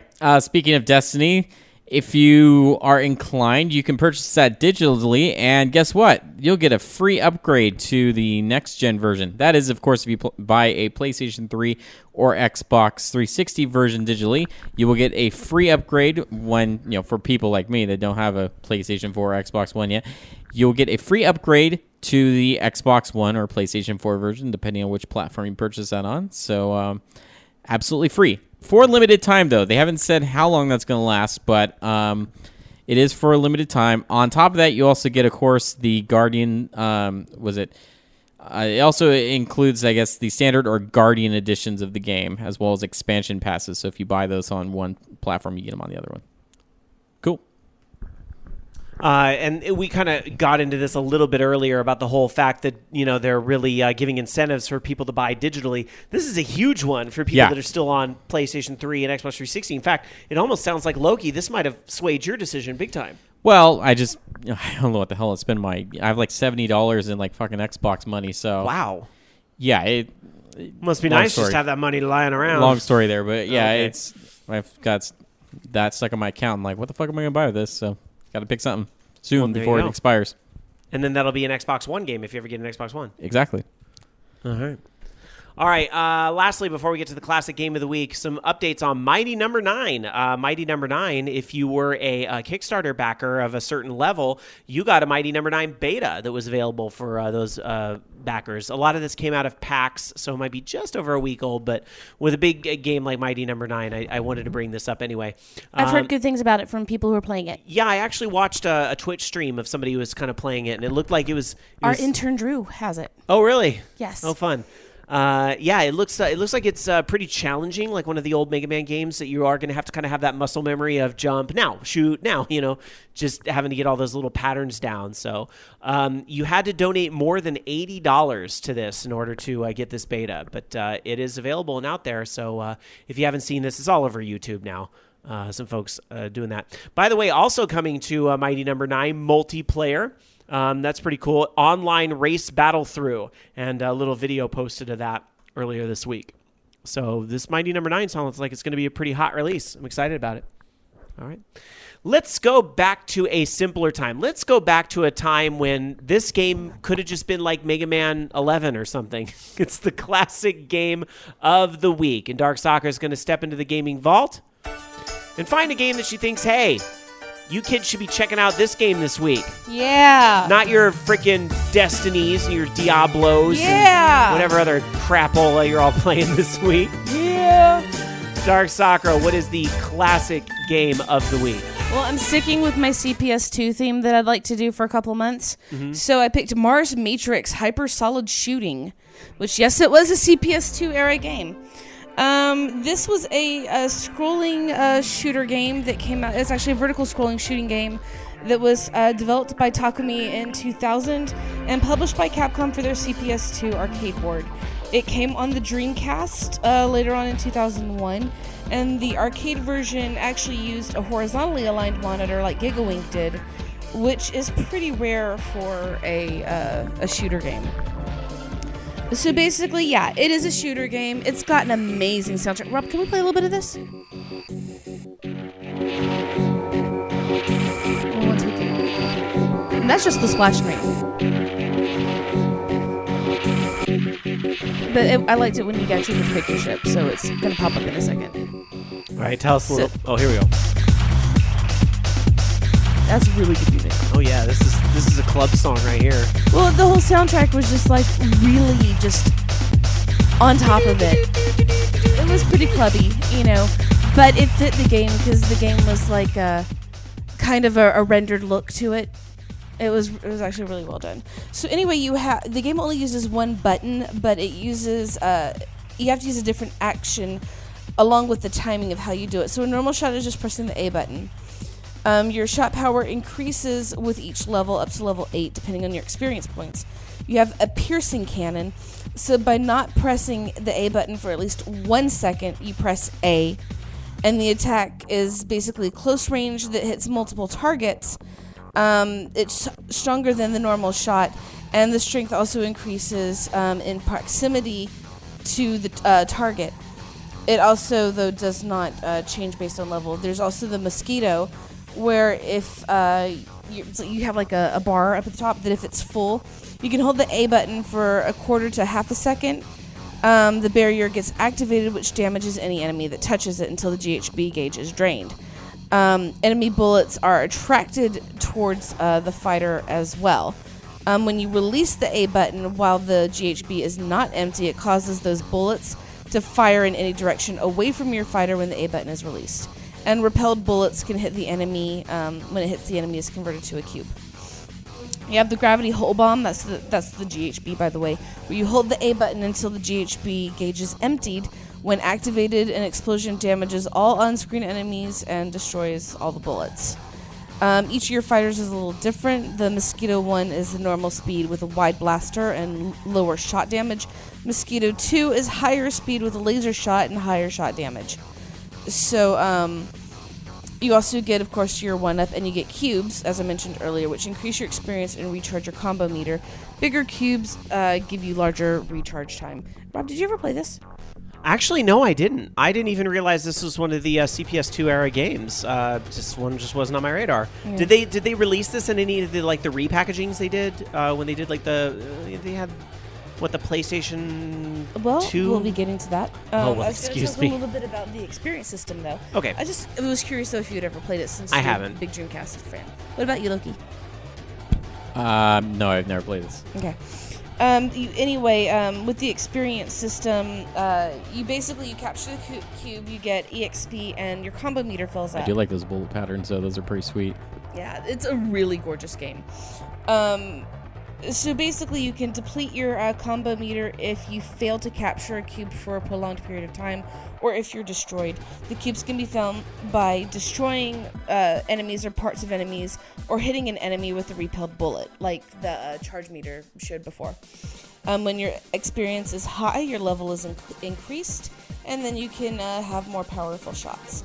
So as far as, the other versions that were released, there was the Dreamcast version, which had arcade mode, which it says that it was a perfect conversion, but the scores for the enemies are different. There's elite mode, which is also called a range mode, where you can adjust certain options like your combo time, ship speed, and the GHB charge speed. In elite mode A, enemy ships and formations are changed. In elite B, the stages are the same as arcade mode. You have score challenge mode or score attack mode, where basically you kill an enemy with a piercing cannon. It causes a bunch of cubes to appear, and you can each of the cubes will increase the capacity value by 1.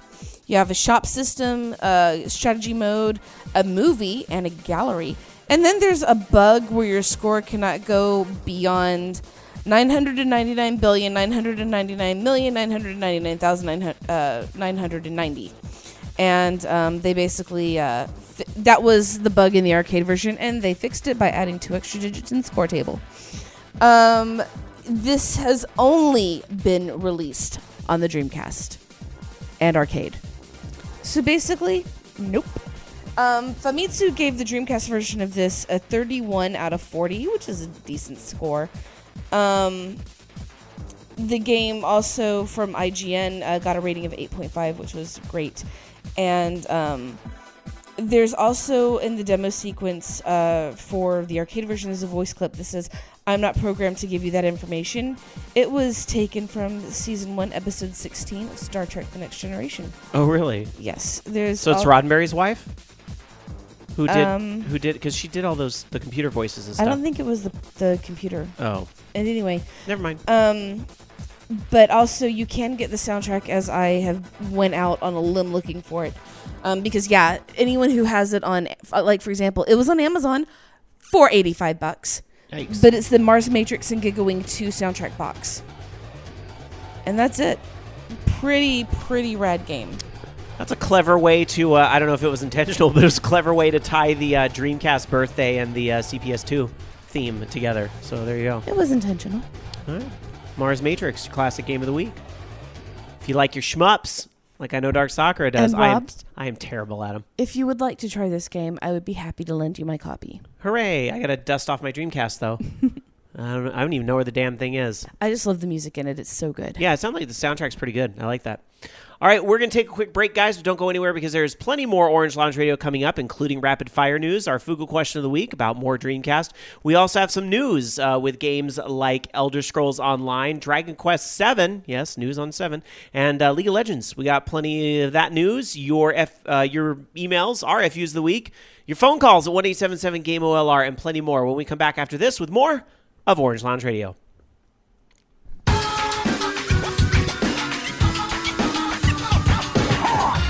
Welcome back, everybody, to Orange Lounge Radio, live here on September the 7th, 2014, with the 566th episode of our show, which means we're only 100 away from 666th, since apparently a thuffer and thuckatash. I can't say that number, so there it is. We are going to have the year of evil. Did you think, like, years ago, I think we joked about episode 666, probably back during episode 66, we probably joked about it. And to think we might actually hit that number is kind of mind-blowing. I want to say that I am spiteful enough that we should just be spiteful against reality and make it. Make it so. Make it so. Well, what is the old saying? Everything I do is motivated by spite and porn? And porn. There it is. Something Yes. like that. Is that true, Loki? Is everything you do motivated by spite and porn? I don't know about everything. Most of the things, I guess. I would have to add to that spite, porn, and pumpkin-flavored everything in the fall. By the way, Because it is that time of year, everybody. I had my one and only pumpkin spice latte frappuccino. Did you? Your one and only? It tasted like cancer. It was fantastic. What? How does some... You know the whole allegation about the stuff that's in the pumpkin spice latte frappuccino. Yeah, no, I read the Snopes article. And, yeah. Well, at any rate, because I am really back on my fitness kick, I had my one and only, and that's it. It's delicious. You know what would make it better, actually? What? Chocolate.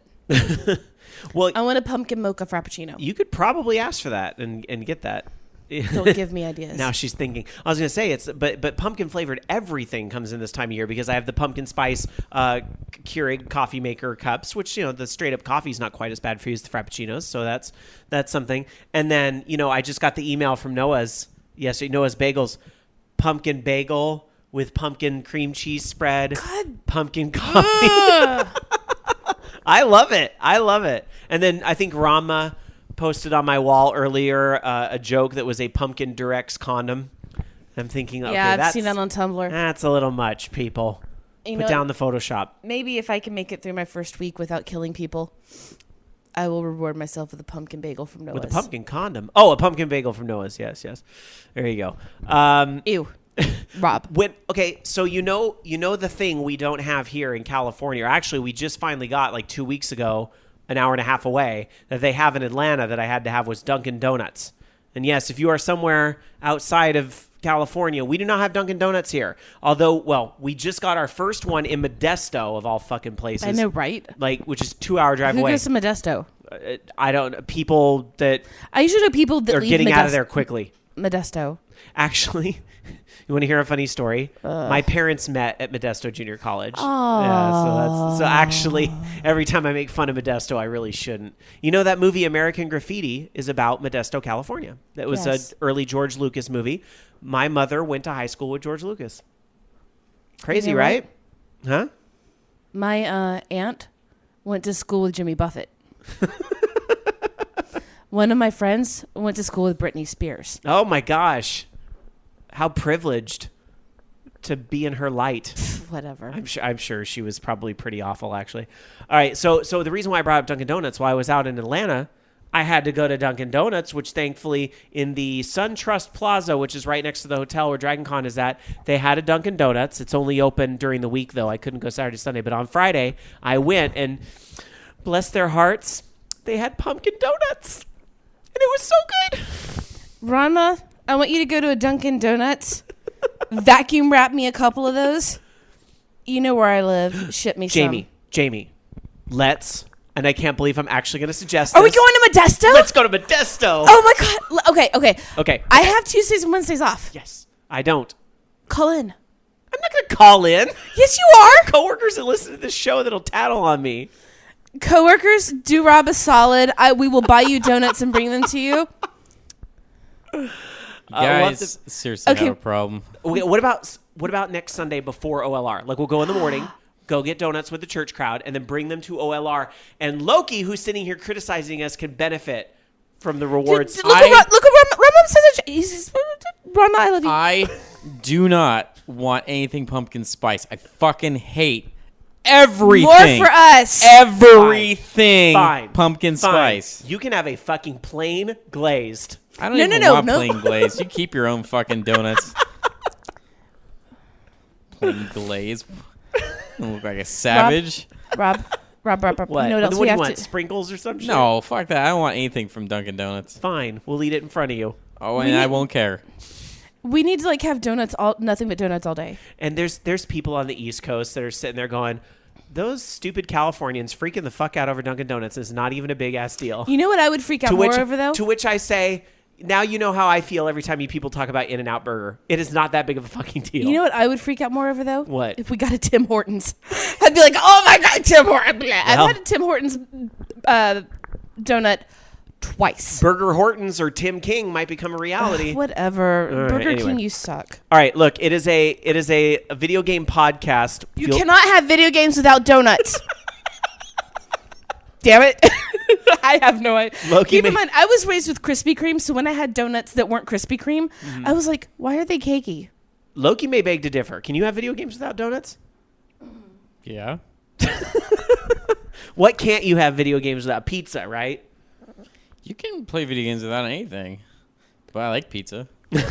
Tim Hortons is yummy. What happened to Loki? You know what If is you guys good have seen though? Loki. I'm putting his picture on a You know milk what's carton. good though that I finally had going to SoCal Huh. was Winchell's. Yeah, we used to have Winchell's here. There was Winchell's one in is pretty Roseville when good. I was growing up, and they closed it. Anyway, all right. Look, by the way, our friend Mega Man X400 from Video Game Realness from Canada says Tim Hortons is not that big of a deal coming from Toronto. See, if you live It's a there, big deal when it's different. Yeah, exactly. It's a big deal when it's different. Well, No, remember, you okay, can't have it remember every when day. we had the big boom of Krispy Kremes here, Rob? Yes. I What do. was my reaction? Really? It's fucking Krispy Kreme. My reaction And was then- buy a dozen of those and eat them during work. I'm not sharing. I'm eating them all myself. And then second reaction going inside, this doesn't look like a fucking Krispy Kreme.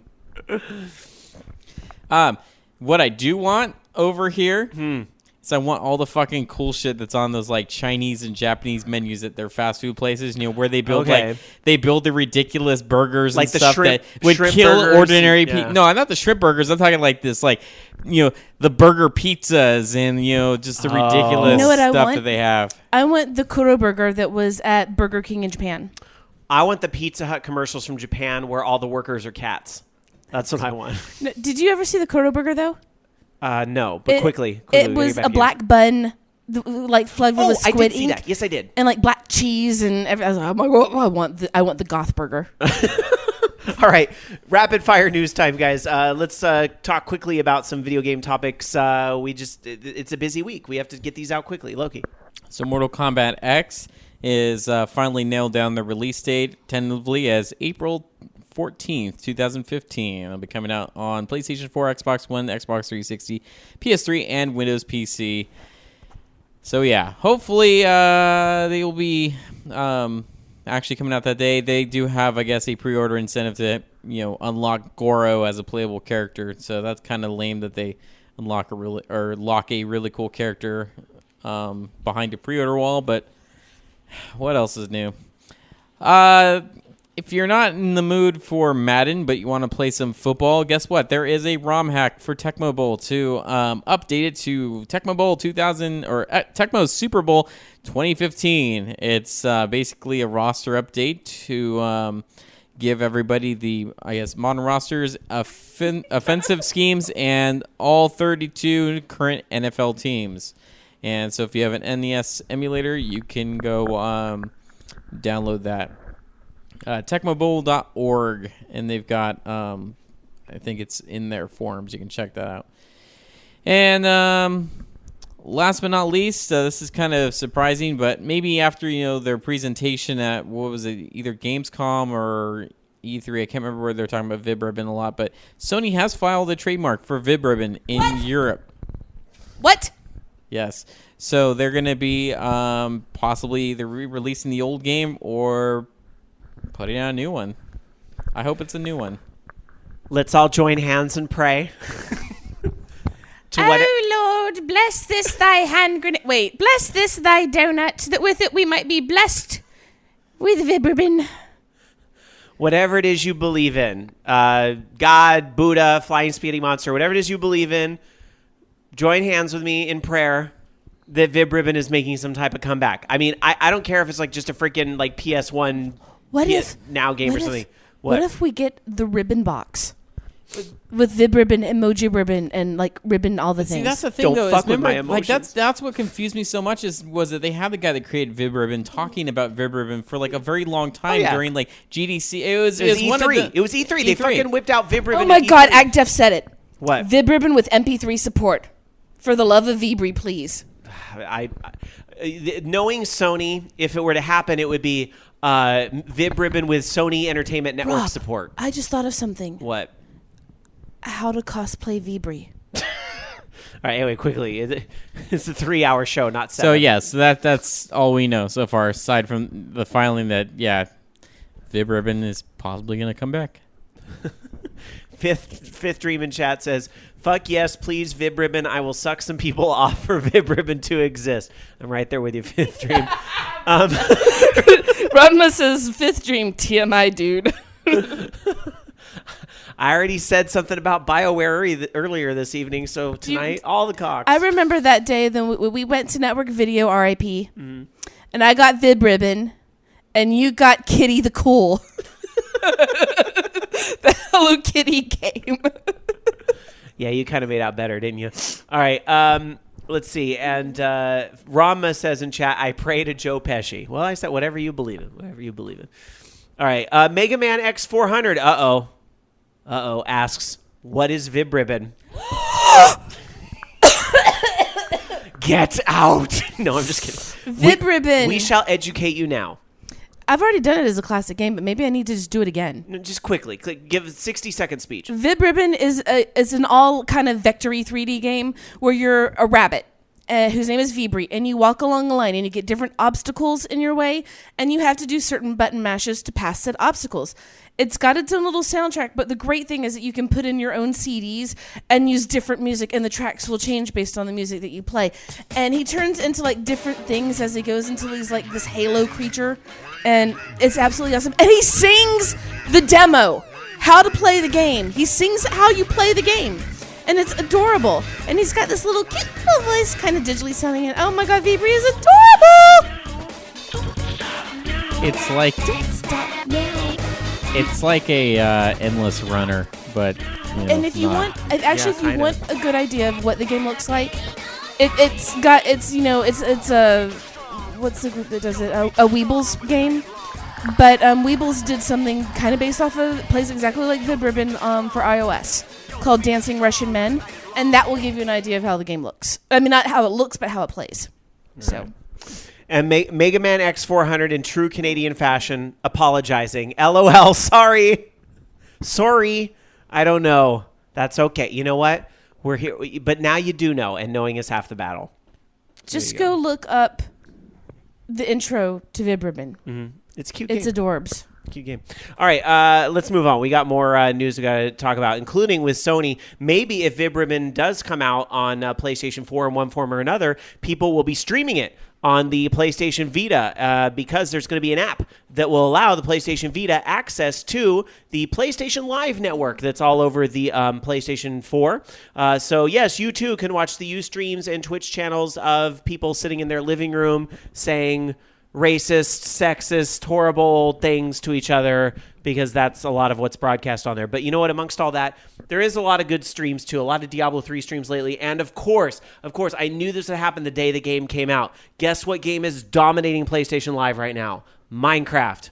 Dominating PlayStation Live right now. So you can watch more Minecraft feeds on the PlayStation Vita very soon, which makes sense because they brought it to mobile phones as well, although I think it's like just a link.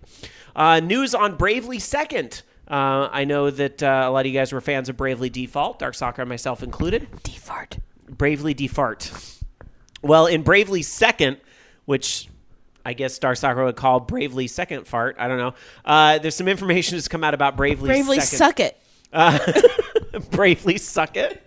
All right, so the Wind Vestal Agnes The Wind Vestal will be back in Bravely Suck It. And there'll also be some new characters, including Magnolia Arch in the roles of Valkyrie, Performer, Red Mage, and Time Mage. Some of the screenshots we see Magnolia Arch in the screenshots.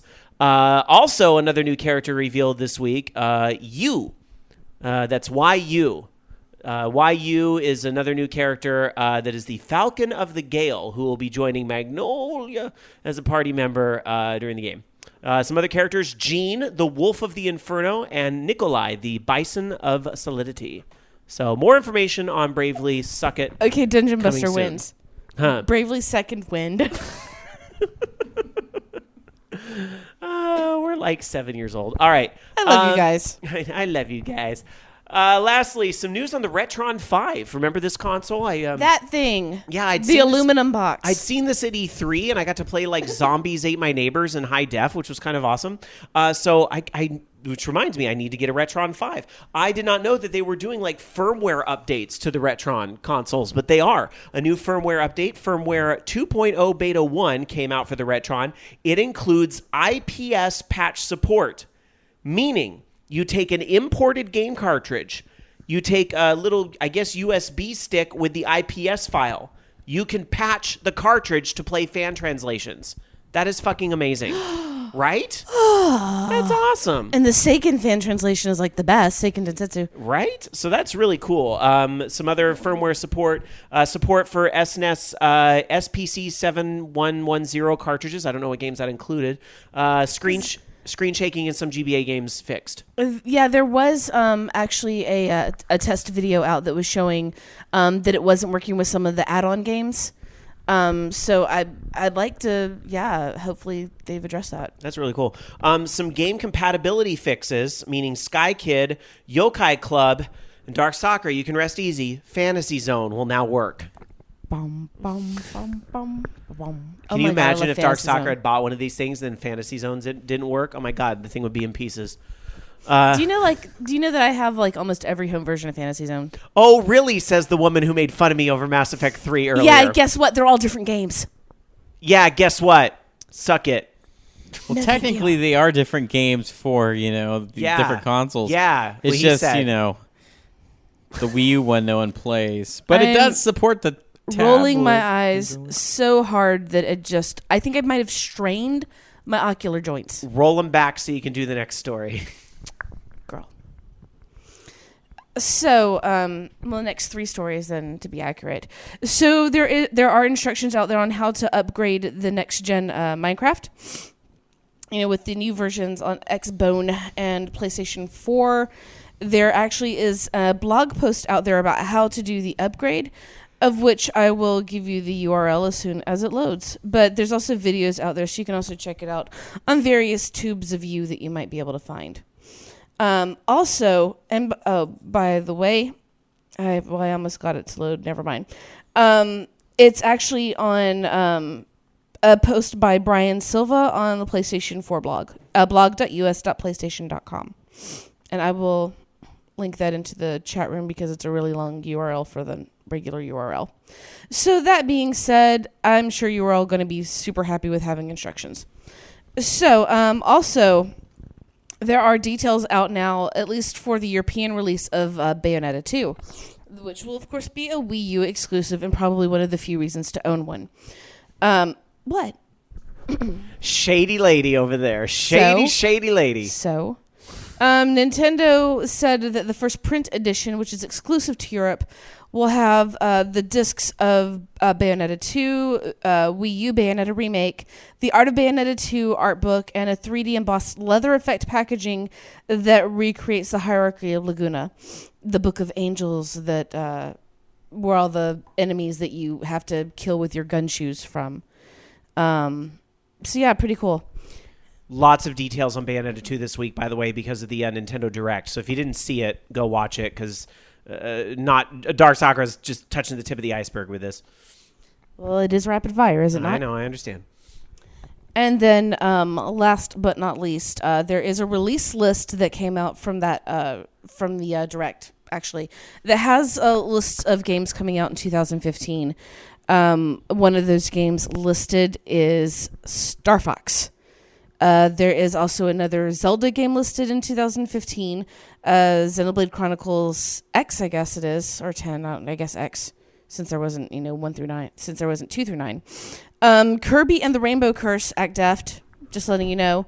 Mario Maker, Yoshi's Woolly World, Splatoon, Captain Toad, bunch of stuff. So, Star Fox. Something else called Project Guard.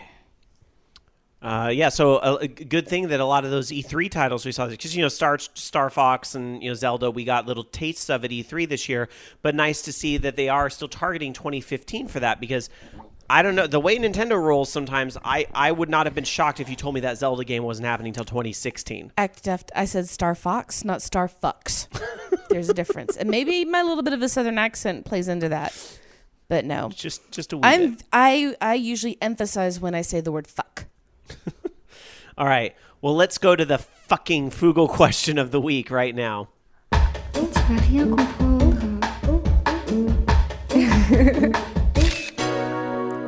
You take Facebook and Google Plus, you slam them together, you get Fugle. And it's the Fugle question of the week, where we ask a question of our fan communities at Facebook and Google Plus. That's facebook.com/orangeloungeradio and google.com/plus orangeloungeradio. This is all about the Dreamcast we talked about earlier in the show. Were you a Dreamcast owner? Why or why not? And looking back, do you have a favorite Dreamcast title? We'll start with the Googlers tonight. Act Def saying, I got my Dreamcast on a Black Friday for $50 US, like 12 years ago or so.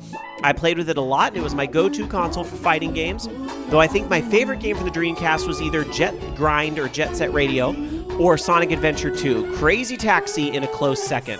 God, I miss Crazy Taxi. Renee Y replies and says, we had a Dreamcast because we were a hardcore Sega family. As a good, strong family should be, right? My favorite game to play was Phantasy Star Online, one of my first MMOs. It was a truly unique experience being able to play a game with my cousin who lived all the way across the country. Eventually, we ended up giving the console away to a friend who didn't have enough money to buy a console. This was in 2005. I can't believe it's been almost 10 years since I've given away my Dreamcast, let alone 15 years from when I owned one. That's really sweet that Renee gave the console away to somebody who, over here you had no console, so that's really cool. Good job. Redtertainment replied and said, no. That's it, no. So not a Dreamcast fan, I imagine. Flacco Jones replied and said, never had a Dreamcast, but a friend of mine did. He also had every game pirated to discs. I think I only played Tony Hawk on it, but it was good. And Colin M says, bought one shortly after it came out. Phantasy Star Online and Space Channel 5 were my favorite games on the system. Chew.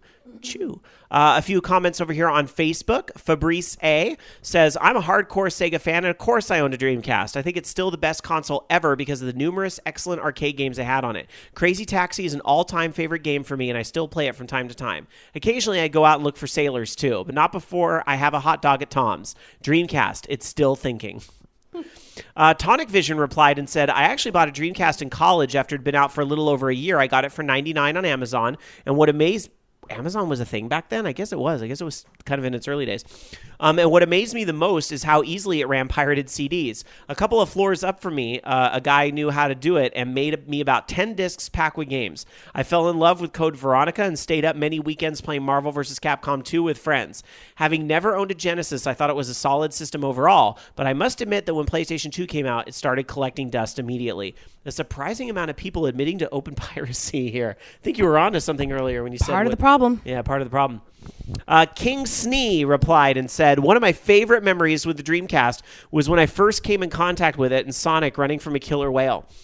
I thought that was the coolest thing I'd seen in a game at that point, and that's one of the many reasons why I got a Dreamcast. I still think about playing my first RPG, Grandia 2. Guillermo R. replies and says, I was in college and skipped classes on $99.99 to go pick up my Dreamcast, Sonic Adventure, and Soul Calibur. What an amazing system at the time. I still have it plugged on my TV and fire it up every now and then. While the games haven't aged as well as I like to remember them, Crazy Taxi with the original soundtrack, Soul Calibur, Power Stone, and Soul Reaver are still a fun ride down memory lane. Awesome Unicorn says, I never owned a Dreamcast, but I did have Space Channel 5 Lunchbox, and that's what really matters. That's a fair answer. That's a fair answer. Dr. Tetsuya says, I still have mine. Maybe if there's one thing I've loved about the Dreamcast, it was the arcade ports. Marvel vs. Capcom, Crazy Taxi, and Soul Calibur all had ports from the arcade that were not only near perfect, but had tons of extras to boot. Several people calling that out. Ragenator says, I never got a Dreamcast, even though it did appeal to me. At the time, I already had some systems in use, like Super Nintendo, N64, PS1, with plenty of games for each. So trying to afford a 4-system plus games was a no-go.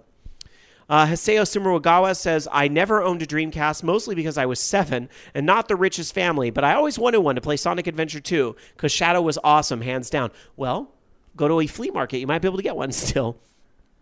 And lastly, Curly Kirk replied and says, I didn't get a Dreamcast when it first came out, but I eventually got one, probably soon before it stopped being made. But I still have one now and love the sports games like the 2K series and Virtua Tennis.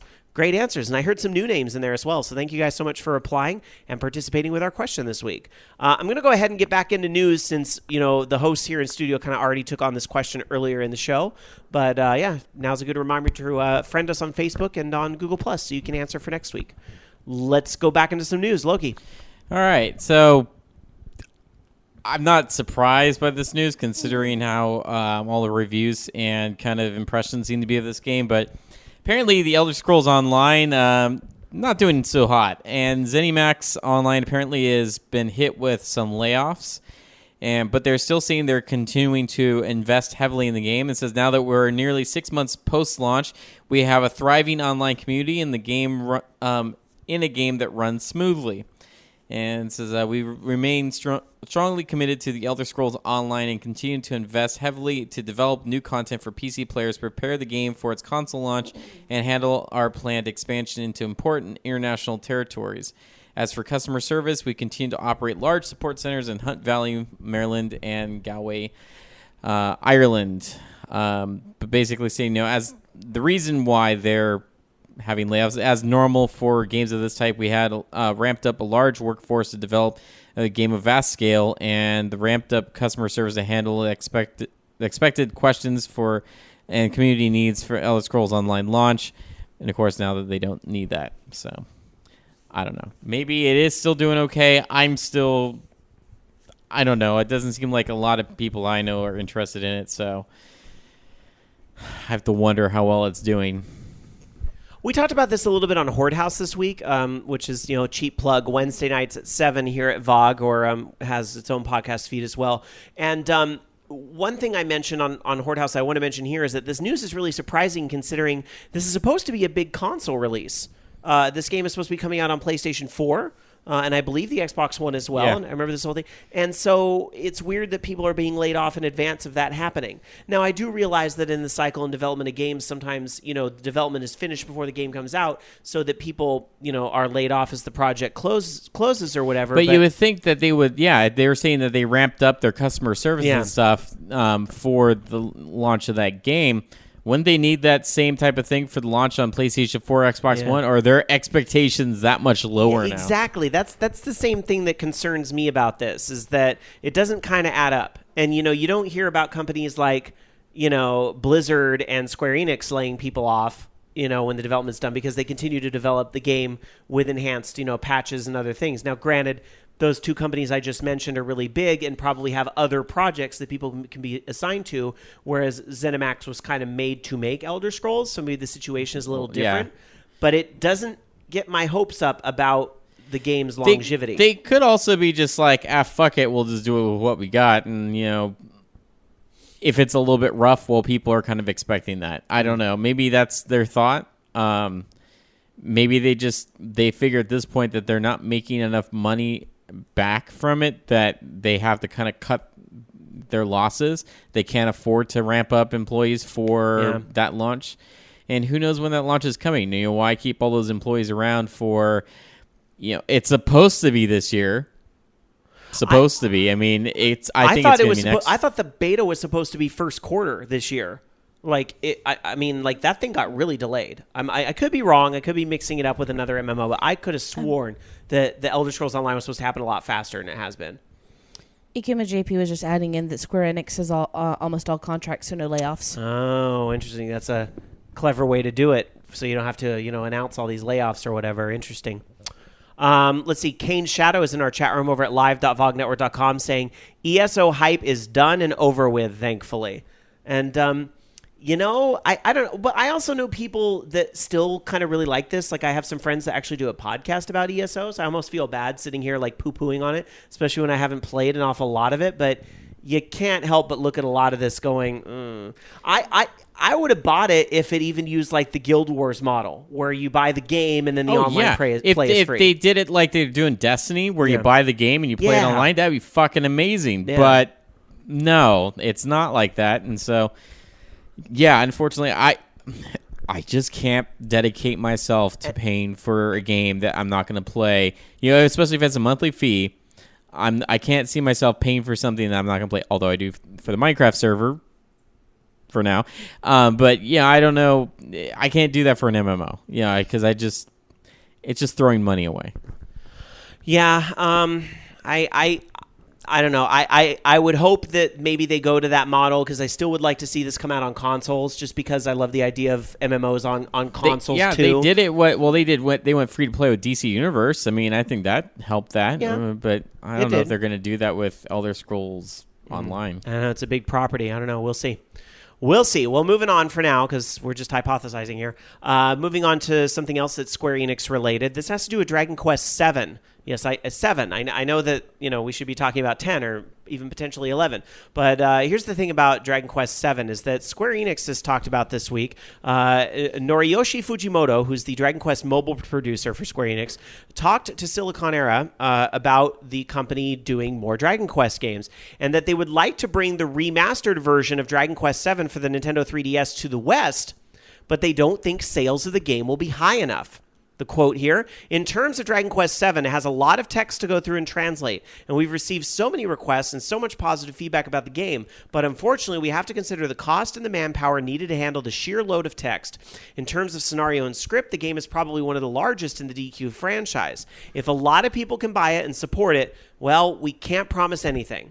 From Dragon Quest from Dragon Quest 8 and beyond, we've revamped the translation. For example, we've added regional twangs like those from Baltic regions sounding Russian and things like that. We've also updated the spells and monster names, so any classic titles we revisit, we want to stay consistent. That being said, when we go back and update the classic titles, we make these changes. That's another step in the process. Well, as you can imagine, after this quote happened, now you have Twitter lighten up with a lot of people sending messages to Square Enix like, I'll buy it, make it happen, do it. So maybe you want to lend your own voice. I'm surprised there's not a change.org petition already, although there probably is one out there. But I'm sure some of you out there maybe listening to this, maybe you want to go lend your support for this game as well if you think this is something that would interest you. I would check it out on 3DS. Heck yeah. That'd be great. I'd almost like to see it more like on PlayStation Now or something where I can play it on the TV, but I'll take the 3DS. It's better than nothing. All right. So let's move on. Dark Sakura. Well, I know that we've got a lot of listeners who are League of Legends fans, so there is actually something going on with League of Legends. Riot is reimagining the lore. Basically they've had so many different releases and different contents added on. that the lore has just been all kinds of foobarred, so they're just wiping it and redoing it.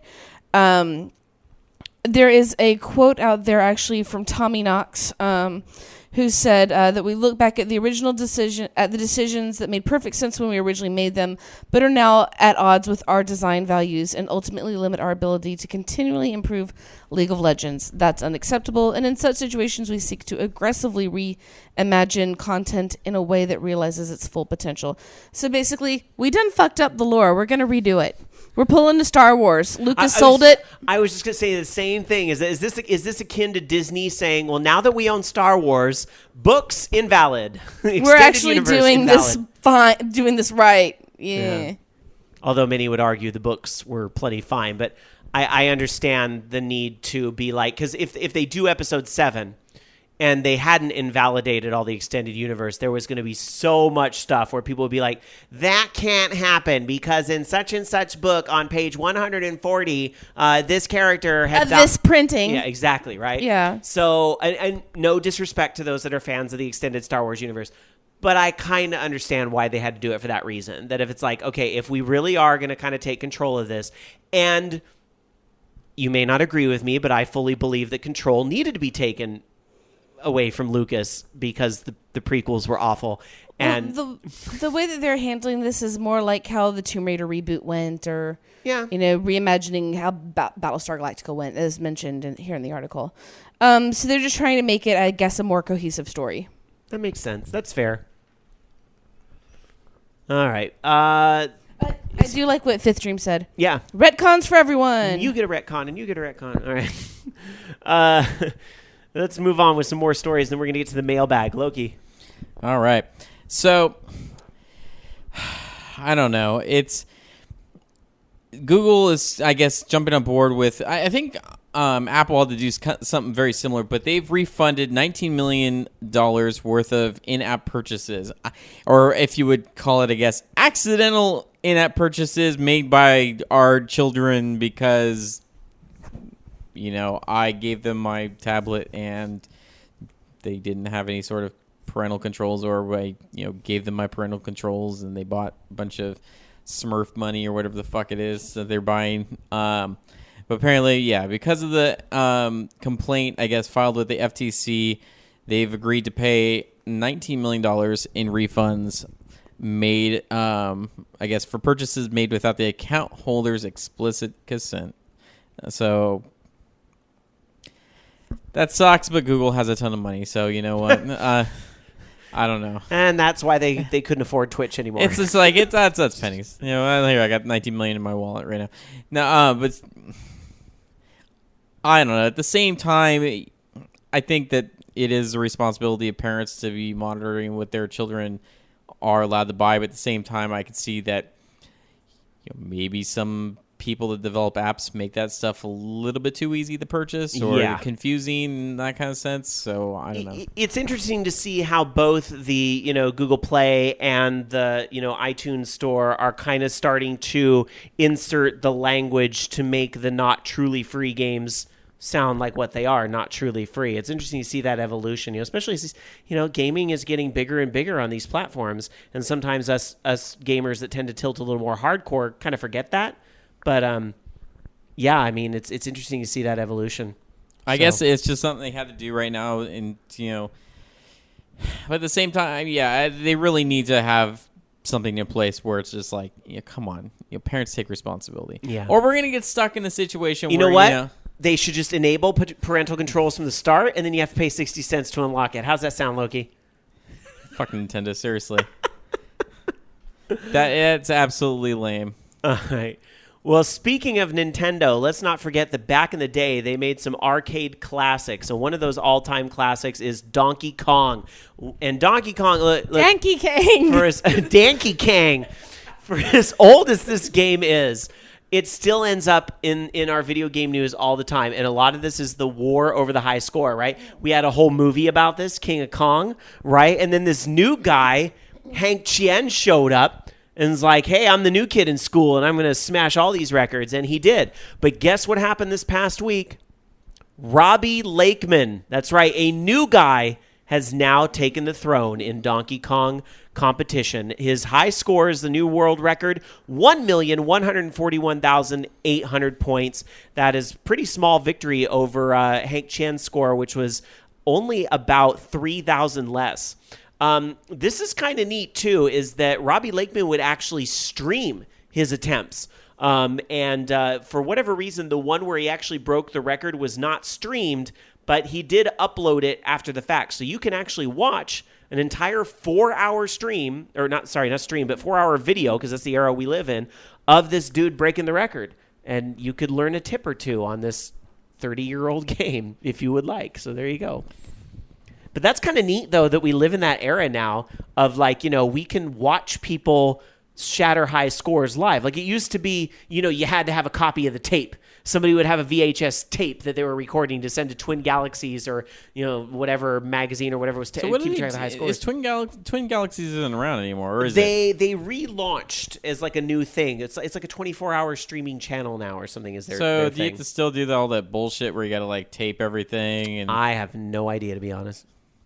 I sort of think live streaming kind of negates that, but I can't because speak for them. they had to remember back when I was gonna make the attempt at trying to break the arcade world record thing for that stupid Ready Player One contest.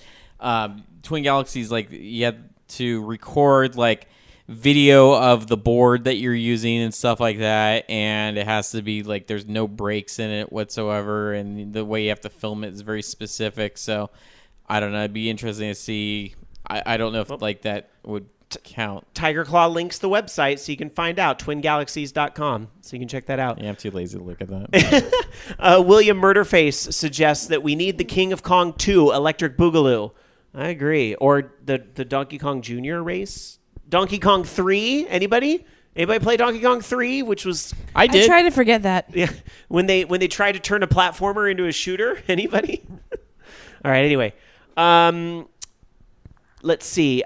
We are going. Yes, SJ100 Matt says Twin Galaxies is under totally new management, I believe. That is true. All right, let's go into the mailbag. Every week you guys send us emails to participate at orangeloungeradio.com, and Dark Soccer dives into the mailbag and pulls out some emails that she thinks are worth reading on the program. Yep. We've had 2 weeks to build up some emails. All 4 of them. All right, well, they better be good. Hey, OLR crew. AZHP here. I hear you all talking about Porter Robinson on the last podcast and how his music on his latest album was inspired by various video games. I thought it'd be interesting for you guys to know that Porter actually got his start in electronic music because he was turned onto the genre while playing DDR and other Bimani games with his brothers when they were kids in North Carolina. They're huge rhythm game nerds, and Porter frequently answers interviewers asking why he got into making music by saying he played DDR. In fact, I actually met his brother Nick, who now produces video content for Revision 3, at California Extreme a few years ago while playing DDR Extreme, reminiscing about the good old days of DDR. Just thought you guys would find that fact interesting considering the roots of the show. Yours truly, AZHP. It'd be fun to have him on the show then. Yeah, right? P.S. Open invite. P.S. Porter says his favorite city in the country he's visited during his tours is San Francisco, and he wants to settle down there at some point, so we must be doing something right. Open invite. But 573 is coming up. Hello. But in all seriousness, it is really fascinating that we're at this point where this, DDR is kind of an old... DDR qualifies as a classic game of the week.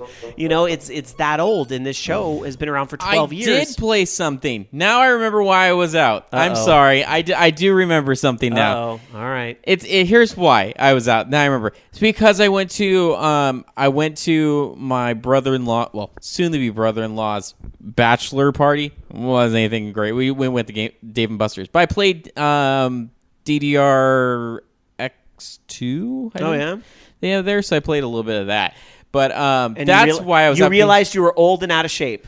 Oh, I already knew that going into it. I played one game with doubles, and I was just all singles, from there on out. I didn't talk about it during my gaming week, but a friend of mine wanted to play some music games on Xbox with Kinect yesterday, so we played Just Dance, and I also had that whole wow, I'm old and out of shape moment after 3 songs. That's why, because she had to watch the kids, so I had to take the night off because it wouldn't be fair I that you had see. to watch the kids for 2 nights. I see. All right. That's what Whatever. it was. Now I remember. Whatever. All right. Well, anyway, but the fact that DDR is so old that like it's an influential game like that. I mean, it influenced this show, but it's interesting that you have this generation that DDR influenced from a musical perspective. That's just fascinating to me. Anyway, very cool email. Thank you. Well, if we didn't have DDR, we wouldn't have Just Dance or Dance Central or any of that Yeah, stuff. none of it. Hello, escorts in the realm of Podtopia. Hi. With all the recent talk of PT, Silent Hills, and the upcoming yearly Rocktober holiday of Halloween, I'm curious what you would say is the most scary game you've ever played. Not the best game that is scary, but the game that scared the ever-living fuck out of you. Mine is Nintendogs. Curse to you, Sinophobia. Stay Black Entertainment. This message has been brought to you by PT on Xbox One and other things that may never happen. Trainer. I remember playing Resident Evil when the dogs burst through, when the dogs, was it in Resident Evil or Resident Evil 2? Yeah, when the dogs burst through the window. I'm like, holy crap! And then that was it. But I squealed during the PT.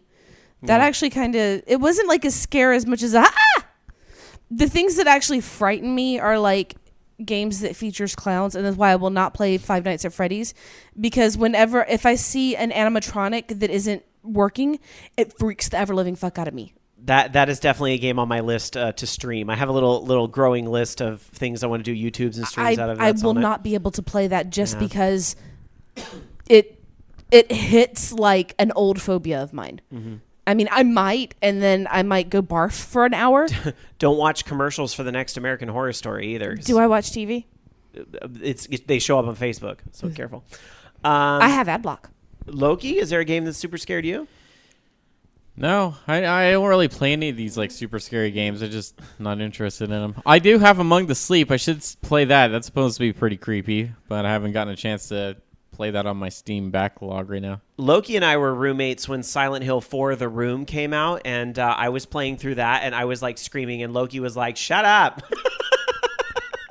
I don't remember that. There's actually so a scared. scene in that game that just made me nauseous. Yes. And that's when you find the giant head. Yes. Oh my God, that scared the hell out of me. But it's more when there's this one place where you like kind of fall down and you land on the bottom, and then all of a sudden these two-headed little baby monsters start going dun, dun, dun, dun, dun, and they like start running at you, and I started like screaming, and Loki's like, what the hell's going on over there?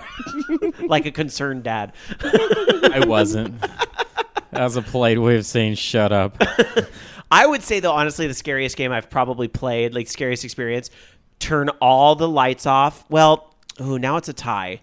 Because Quake, with all the lights off and the headphones and just staring at the monitor and playing Quake, that's actually super scary. Because the first person and everything, especially when that game was out, the graphics were a little bit ahead of its time. That was really scary to me because you turn a corner and then monster. I guess the recently it had like a moment in there would have been the original BioShock. Like there's the one, especially that one scene where you're going around through like the I think it was a lab or something like that, and like this gas or some sort of like line burst and like it's steamy, and you turn around and like, there's a guy like standing there right in front of you, and you're just like die die.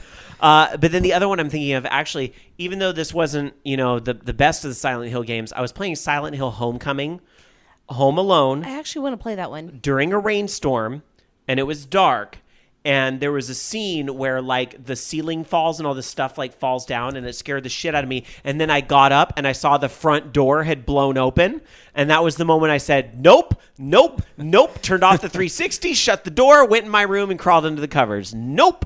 DS night. Didn't they do though a game based off of The Ring that came out in Japan? Yeah, they'd had it on the Wii. I actually want that game. I wanted to play it. Yeah, but I wanted to play like I want like a game like that where you die in the end, because there's no happy endings. Ring. They had one. Well, I don't remember if it was The Ring, but they had the one. It was, I guess, God, I don't even remember these movies anymore. It's the one that was The Grudge. Yeah, it was The Grudge. Because there were also That's a bunch what it of was. TV movies and other. Because the Ring series just got stupid in Japan with the Sadako 3D. It was awful. That was a bad movie. Let's see. Fifth Dream says, I couldn't play PT. Even watching Sky play freaked me out for a couple days. Aw. Live.vognetwork.com. Let's move on to the next email. Sorry. Next email. Hey, Orange Lounge. I've been playing through Divinity Original Sin, and it's kicking my ass. Although I'm struggling, completing objectives is almost like getting that good grade after hours of studying for a test. What were the most difficult games that you have ever played that made you rage and smile all at the same time? Much love, EA Skeezy from Milwaukee, Wisconsin. Rage and smile at the same time? I guess that sense of accomplishment for making it through something. V. Oh, God. And Super Meat Boy. I got that with Fractal. Any Mega Man game. Fractal Mega Man for 2. me. Mega Man 2 Mega Man or 2. Mega Man 9 recently. Oh, my God. I haven't even played. I bought that and I never played it. Well, now's the best time. But you remember when I was on my really big Fractal kick? Mm-hmm. Just getting into level 30 on Fractal, because each level was like a struggle. I would try for days to pass one level. And then I was like, because I love my puzzle games and just being good at Fractal. And then there was a one day that while I was intensely intoxicated playing on Wendell's PSP, that I got to 25 on, great, now I can't think of the name. That puzzle game that has Luminous while I was drunk. And I could never do it again. But I remember, I got level 25. Oh, that was great. Ask me this question again about... and hitting level 85 in WoW. Ask me this question again about rage-inducing games that you love when I lose my hardcore character in Diablo 3, especially if I end up live streaming that big moment that I lose my hardcore character, because that's going to be a table-flipping moment. How high is your hardcore character right now? Right now, I just beat Act 2. I think I'm only 28, so it's not that far. I have to get to 70. But I'm playing conservative right now. I'm not trying to push it too much. I'm making sure I'm a little outgeared. But we'll see. I'll give you updates because I'm really sucked into this right now. That's my goal. It's my current goal of the moment. Destiny will veer me off track for a little bit, but I can only sit in front of the PlayStation for so long before I'll end up back at the PC. Next email. Last email. Hi, OLR. I've been a long-time listener since the live 365 days. I don't have too much to add, but I do want to thank you for all the hard work you guys put into your show. I really do enjoy listening to the different perspectives of the events of the gaming industry, and I always look forward to hearing from you 3 or sometimes 4 or 5. You get the idea. I hope all is well and take care. And that's from Needle Crash. Oh, that's it? No question? Nope, just a nice, happy email. Well, that's awesome. Thank you. I love the happy emails. Thank you. And wow, you have been listening to us for a long time. I know. You know what's funny? And you're still here. I've been randomly meeting people, at Dragon Con even this happened, and just through some other events where people are like, yeah, I've never really emailed or called or said anything, but I've been listening since the Live 365 days. And I'm like, well, nice to meet you. Thank you for showing up. I'm always just blown away by how long people have been around. I want to know what we're doing. Because, it doesn't feel like we're really doing much, but I guess we are. I think in some ways, not to get too sappy on y'all. It's not what we're doing, it's what we're not doing. That could be part of it. I think in some ways, it's like that bar Cheers, right? Right? It's the old 80s sitcom Cheers. Does that mean I get to sit in the corner and drink beer? You are definitely Rhea Perlman. I would be Ted Danson. Loki's Kirstie Alley. I'm just kidding.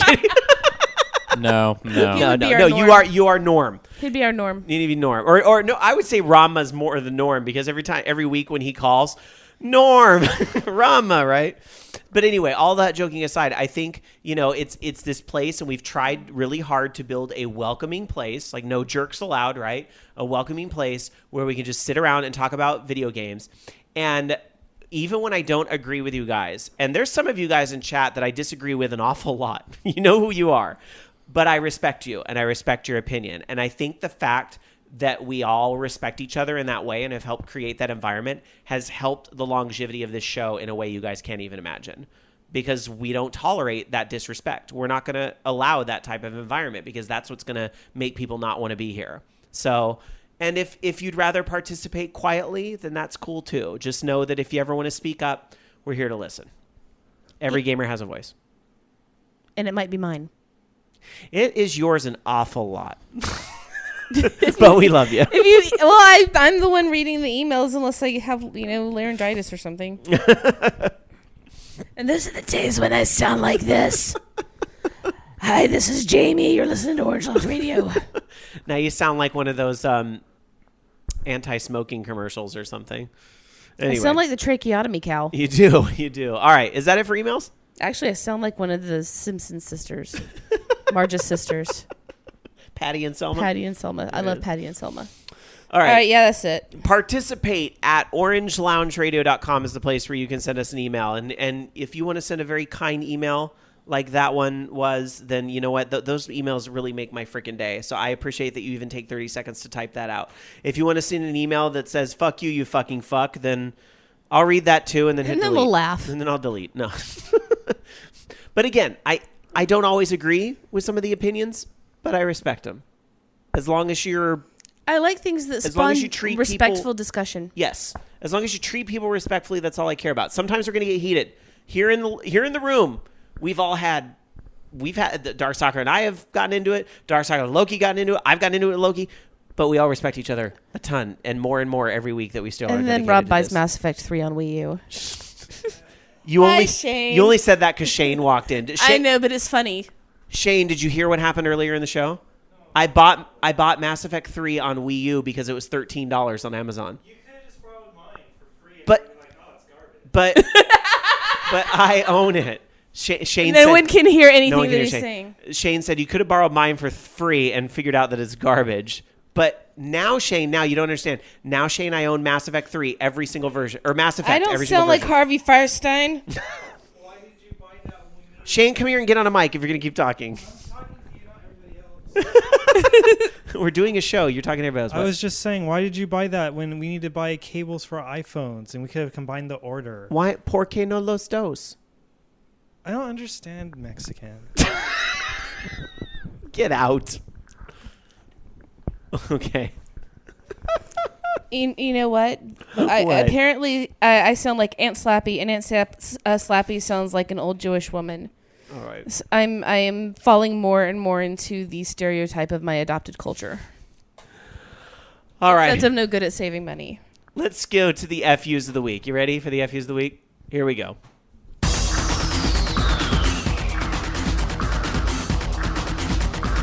Oh, this is bad. Here is justice. Here is punishment. This is fucked up. I am surprisingly good with my lot in life right now, Rob.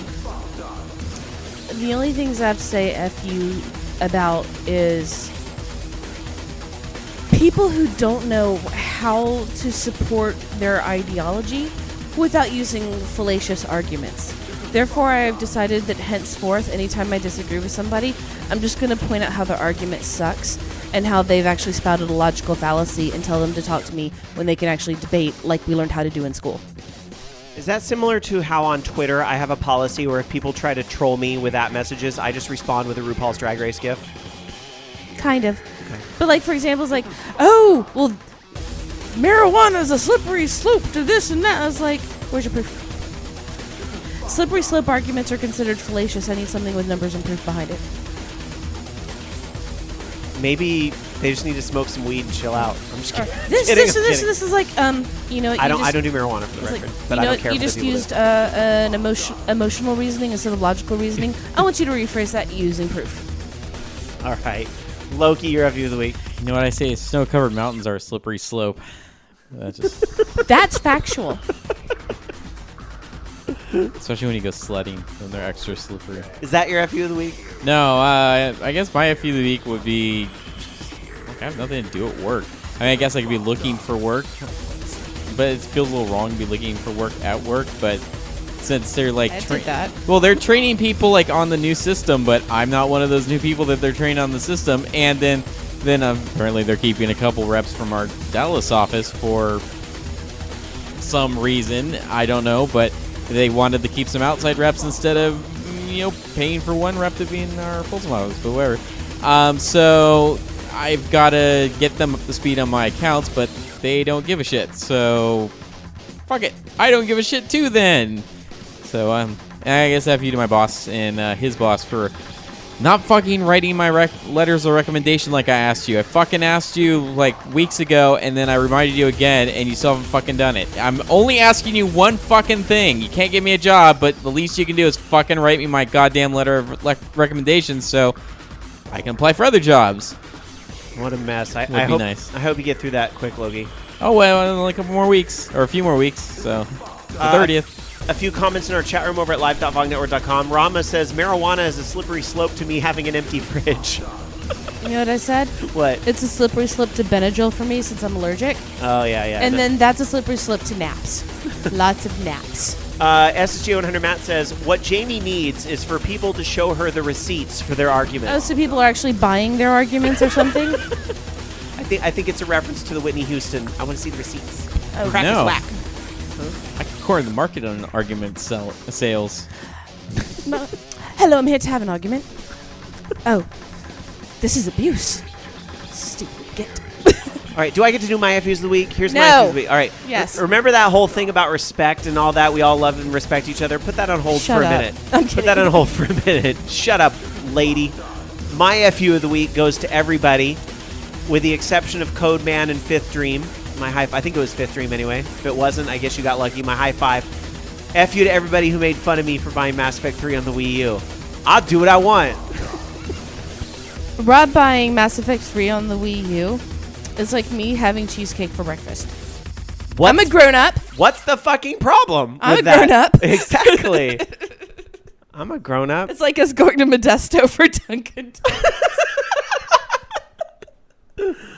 All right. Yay, team adult. Team We know adult. how to adult. Just a few more stories for you guys, and then your calls at 1-877-GAME-OLR. And then the week after that, we go to San Francisco, just go to Hot Cookie. And then after that, we go to LA, just go to Disneyland. All right, calm down. Put the car in park. 1-877-GAME-OLR, or our username on Skype, Orange Lounge Radio, all one word. But first, a couple more stories for you guys. Loki.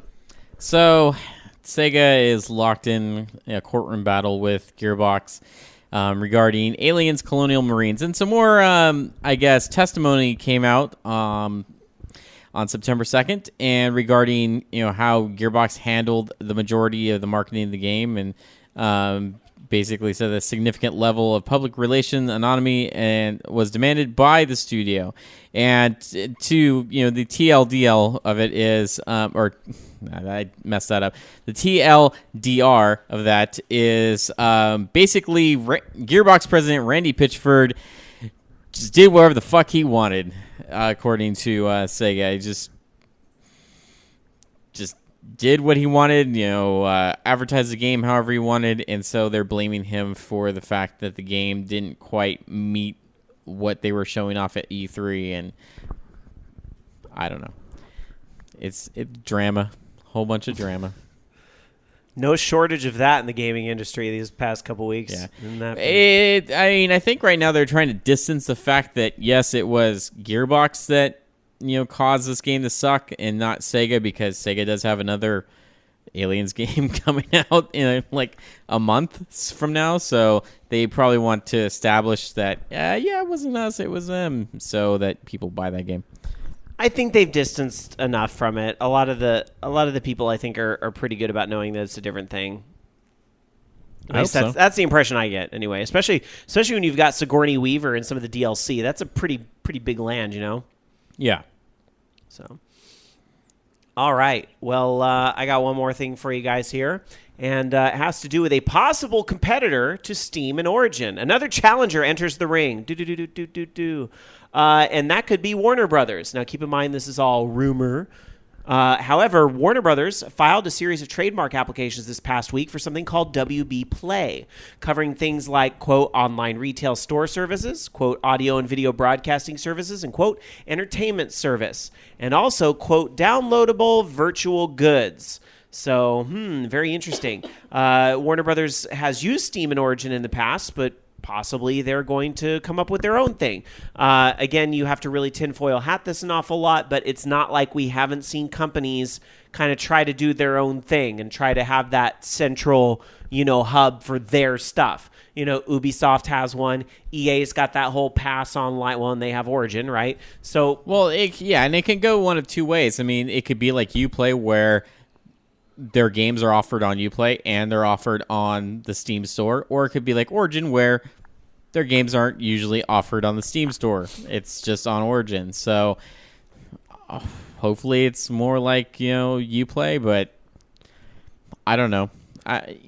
Warner does some weird... Having worked in an industry with Warner Brothers on the movie side, they do some really strange shit, and then they turn around to do some other strange shit, and it just keeps going on and on like that. And even if it doesn't make any fucking sense, they will keep sticking with it. Like, oh, they're going to sell direct to everybody. Oh, they're not going to sell direct to everybody. Oh, they're going to do that again. Oh, they're not going to sell to, distribution. They're going to just, limit rental windows. Oh, they're not going to do that. It's just like, I can't follow what they're doing anymore.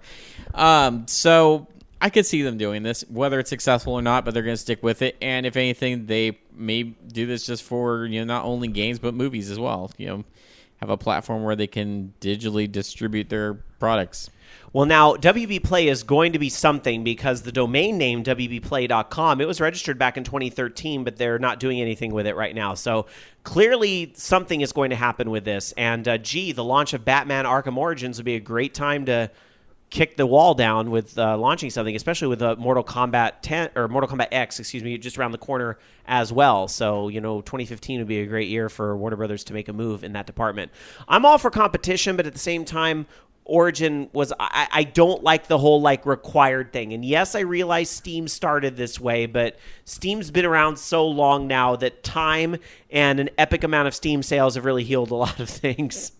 So I just hope if Warner Brothers is going to do their own thing, I just don't want it to be mandatory. Make me want to install it. Do something that's going to make me want to get on there and use the service. That's all. That's all I want. Is that a fair request, Loki? Yeah. All right. Speaking of Steam, just a real quick update. They did do a client beta update that does some in-home streaming optimizations and some updates for AMD.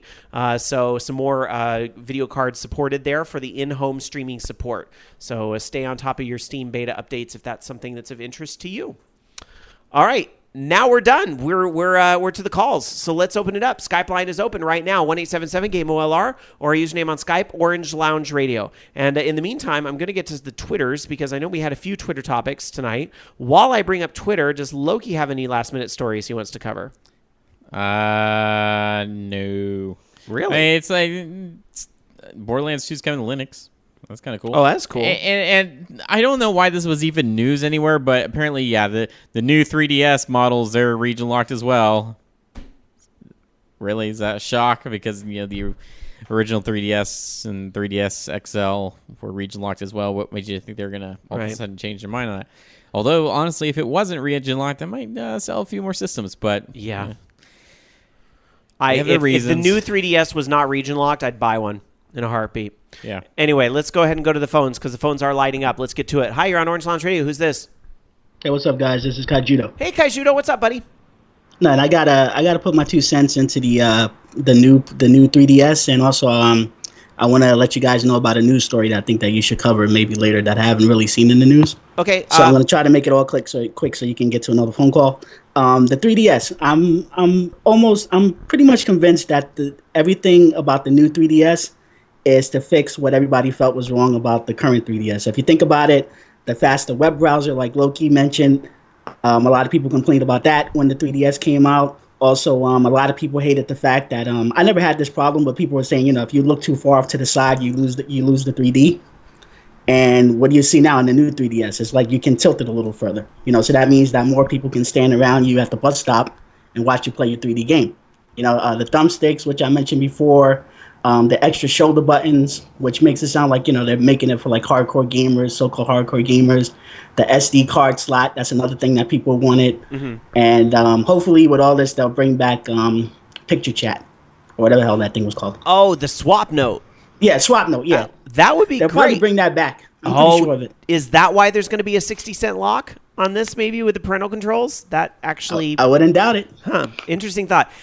That's a good thought. And here's where I stand with the new 3DS. As much crap as we've kind of been giving it here, especially over the name and things like that. Ultimately, golden rule, we've said this before, a system is only as good as the games that are on it. So all I'm hearing right now is that, we're going to get Xenoblade, which was already done on the Wii and I've already played. So that alone is not enough to convince me to replace my XL, which works for the 3DS library just fine. I mean, some of these other features, they all sound good and cool and things like that, and yay for the people that don't already have a 3DS, but I can play my 3DS games just fine right now. A lot of fans of the current 3DS. It's almost like they pretty much heard people's cries, and they fixed them. I think, obviously that's not like their main reason. I mean, their ultimate goal, of course, is to make money. Sure. But to me, I applaud them for doing it because I think that they're actually listening to their fans and trying to correct the mistakes. We all know that the what the hell is it? The 3D XL, whatever the hell it's called. I mean, people were complaining about the screen being too small. They fixed that. It seems like they just seem to make the 3DS for everyone. People hated the 3D. You got the 2DS. It's like, I think it's a good thing. I will try. I don't know if I'm going to buy it anytime soon, but it's a good thing. See? Wait a minute. No, I'm with you. Hey. At the end of the day, I'm trying to put the cynical. I'll try to put cynical Rob aside and say, you know what? If Nintendo is really listening to people, and I really hope you're right that this is what they're trying to do is they're really trying to listen to people. That would be fantastic. I do hope you're right in that regard. I'm a little skeptical if that's really the case, but I would love it if it is the case. I'm almost sure of it. All right, let me get to this real quick, and I'll let you get to a call. Yeah. You guys got to find out about the what's going on with Craft Bucket and Minecraft. I know that Loki, you use Craft Bucket for your server, right? Yeah, I did. They kind of already explained what went on with that. It's just that I guess the original dev or whatever doesn't want to work on it anymore, and apparently it was purchased by Mojang at one point, and so they're going to continue development on it, at least for 1.8 internally within Mojang, and they're going to release that at some point. And I don't know where Minecraft's officially supported mods thing works into it. I can only hope that I'll switch over to whatever they have if it supports what I want to run on it. So we'll see. It would be nice to have one unified thing that I don't have to wait for Craft Bucket to update to support 1.8. Because right now I'm on 1.7.9. I don't know. I hope it's better. I don't know, man. With Mojang, I mean, it took them a year just to come out with 1.8. I mean, I know it's a big update, but it took them a year. Those guys have proven to be super slow. I don't know what the hell they're doing over there, drinking goat milk or whatever the hell. But I wrote Minecraft, they don't seem to do things on time, and they changed their mind because I remember back in 2011. We were supposed to get the mod API, and all of a sudden, out of nowhere, we got Realms, which doesn't make any sense to me. They're doing a lot of tweaks though to the game. Like I saw like kind of a development article about like how they're redoing their calling engine for it and stuff to make it a lot faster. Because remember, if your chunks aren't loading or whatever, you can see kind of into the distance and see all these different caves and stuff that are down there. Where now that's all going to be called out so that your CPU isn't trying to render shit that you're nowhere near. So I think that's great. And they were doing that for the Pocket Edition, I think, mainly. But I'm sure they can apply that to the regular edition as well. And that only means better performance. I kind of wish they would move out of, using Java for everything. But, I mean, that's just the way the game's built, I guess.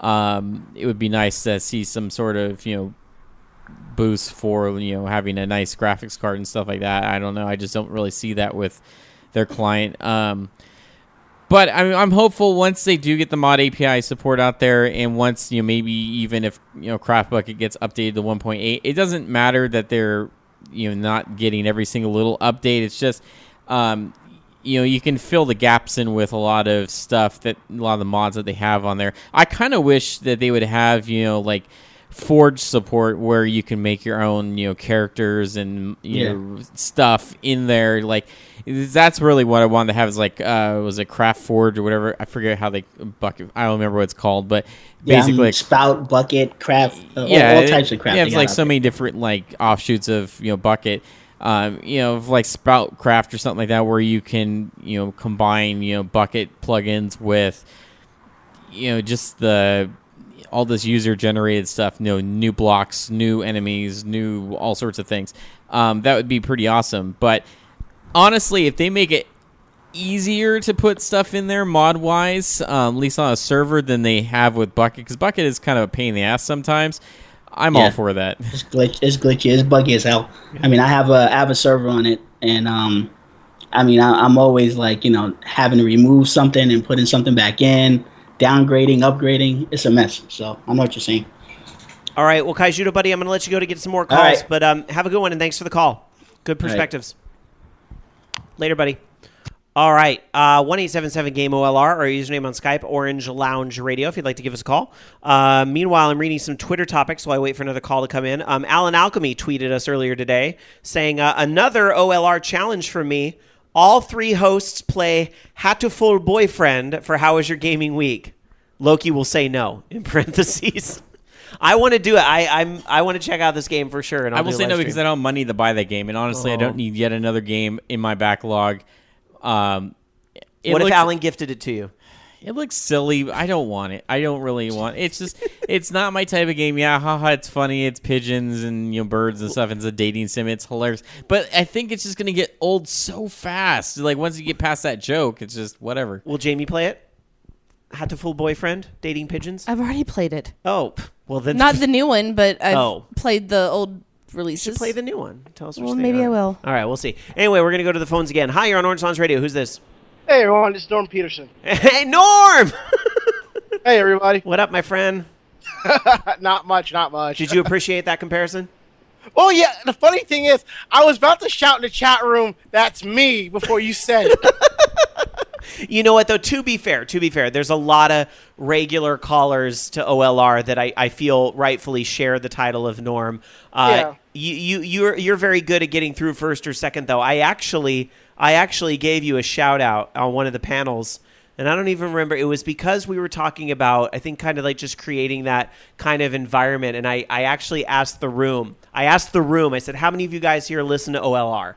And a good chunk. I was surprised. I was like, "Wow!" A lot of the hands actually went up. And I said, "Could you guys imagine an episode of Orange Lounge Radio where Rama doesn't call in?" And I got a resounding no. So I'm a ratings bringer. Something like that. I thought you would appreciate that story. What's on your mind, my friend? Well, I just wanted to make sure I got everybody's orders correct. So Rob, you want 3 bags of the pumpkin spice latte. Jamie wants a dozen donuts and shrink wrapped, freeze dried sent to her, and Loki wants a large black coffee, right? Loki doesn't drink coffee. No, it's vacuum sealed. That way they stay fresh. Okay, that's why I was calling the order back over to make sure I had it correct. All I right. want pumpkin as well. Loki wants you to knock this shit off. That's what he wants. I don't know. No, I think it's fantastic. I will be fighting Dark Sakura for those donuts, but she'll be fighting for the coffee, so it'll work out. Rob, you are such a consumer whore. And how? I just bought Mass Effect 3 for the Wii U. That's my 4th copy of Mass Effect 3. Take all the shots you want tonight. I don't give a fuck. I know you don't give a fuck. There's shame in your game, Mr. Rob Roberts, and for that, I salute you. You know what? Support the games you love, right? I don't know. Oh, yeah. I got nothing. Well, what's on your mind, buddy? Was it just to check the order, or what's your gaming been like the past couple weeks? We didn't have a show last week. I actually picked up the Lego Movie video game, and it's been pretty fun. Oh, yeah? Yep. Everything is awesome? Everything is awesome. Everything is cool when you're part of it. Let me stop. If I start singing that, I'm gonna hang up. I'm gonna turn on the PS3, start playing this game, and realize it's time for me to go to bed. Shit, it's 6:00 in the morning. Uh-oh. I got 45 minutes. That ain't happening. Rama, what's coming up on Anime Jam Session this week? Oh, actually, we don't know yet because Mako hasn't gotten the outline to me yet. I usually don't know until Monday. So, Oh. Well, shoot, here I was trying to let you have a plug, but I know and I appreciate it, but you know how it is how the saying is good help is so hard to find these days. You know what I'm saying? yeah, no, I understand. Well, look, I have OLR show roll done about 2 hours before we're live, so I know how it goes. I emailed Rob that morning. Loki. The other week, Loki had his stories in at 4:00, and I was like, Loki, god damn it! All right, but anyway, we make it work. All right, Rama. No. Hold on. My stories were not in at 4:00. Not this week, but a prior that's week. true. It was like 3 But weeks. usually ago. I get it before that. Yeah, you're okay. All right. No, they work. They work. I was like, hard. I took a nap before 4:00 today. I know for a fact that those stories weren't in. The joys of producing a podcast. All right, Rama, I'm going to let you go to try and get some more calls. If you really do this donut thing, you're so awesome. I can't even. I'm not going to do the donut thing, but remember, I did do the ALS Ice Bucket Challenge. I called all of you out, but you don't have to worry. Act Def is taking one for the team All because right. remember, he does work for the site. I don't have ice or a bucket, so that's not going to work. Ship you a bucket, sir. Mr. Bucket. No, I would like to continue to do things to support the MS Foundation. It's kind of my charity of choice right now. So, going to try and put some things together with the Horde House guys for that. So, but I think what you guys are doing is fantastic. Yeah. So, all right. I'm going to let you go, buddy. Take care. You too, man. Stay black. You too. Bye. All right. The bucket of ice right now sounds pretty good. It's kind of warm in here. I'm gonna make sure the AC's on or something. You guys fill time while we wait for another call at Orange Lounge Radio on Skype. Words. I really have no idea what to say because I have a 10-hour day tomorrow. Sounds like fun. I did sign up for it, but I have an extra day off. So my goal is to have something playable in my game by episode 573. That's my goal. Really? Yes. I am back, by the way. I turned the AC down 1 degree. For you guys, I can spare the electric bill for 1 degree. Let's see. Looking at some other comments. Again, if you want to give us a call, 1-877-GAME-OLR or username on Skype, Orange Lounge Radio, all one word. Flacco Jones sent us a tweet. Since you took the week off, I hope you can still touch on this story. I'm looking forward to Loki's reaction. And the story that he posted was about, and this is from the official Xbox Newswire, talking about the Xbox One standalone Kinect sensor will be available in October. It will be bundled with Dance Central Spotlight, which came out while we were out as well, and it will be available at retailers for $149.99. Did you hear about that? Yeah, I did. Little higher than what I was expecting for retail price. I don't think anyone's going to buy it. No, seriously. I mean, look at who you targeting this towards. You targeting it towards somebody that wanted to buy an Xbox One system because they thought, having Kinect in there was too expensive, and so they wanted to spend $100 less. And now you're telling them, spend $150 on a Kinect that you probably don't want in the first place to play what? A game that you didn't really know about from the beginning that you wanted to have Kinect for. I can't think of any game that's coming out for Kinect that you need that would justify spending an extra $150. Yeah. I can't think of anything. And I'm sorry, Fantasia, while it's probably a cool game, is not fucking worth another $150. Nor is Just Dance, nor is that Dance Central game that they're putting out on it. Yeah, it's like I want to play Dance Central Spotlight, but not $150 bad, It's really too expensive. The only thing I see that this is a positive is if this works on PC as well, because the PC one that they had, which I don't know if it was a dev kit or something like that, was $200. So it's just ridiculous. It's a good way not to, I guess, if anything, this being out there makes maybe the Xbox One with Kinect a slightly better value if you really want Kinect. Mm-hmm. But honestly, you're probably not really going to want Kinect because look at their track record. What have they done for games with Kinect? Has there really been anything that innovative for it? I feel so bad for Harmonix, who's so invested in that. I mean, Harmonix is the Kinect right now. With the Disney Fantasia and the Dance Central Spotlight. I feel so bad for them in a way. Well, props to them that they have some really good software on there. And to be fair, like the stuff that they do have for Kinect, like Just Dance, I'm guessing is pretty good, and Dance Central was fun, but it's almost like buying a Wii U at that point. Why am I going to spend this kind of money for 2 games? Okay. Well, there's more than 2. But I anyway. understand that, but I'm saying it's the equivalent of why am I going to spend this kind of money for a couple games, and if potentially in the future, I don't really know what other than another Just Dance game. I mean, really, what else is going to be coming out? Another Kinect sports game? Does anyone give a shit about that? No.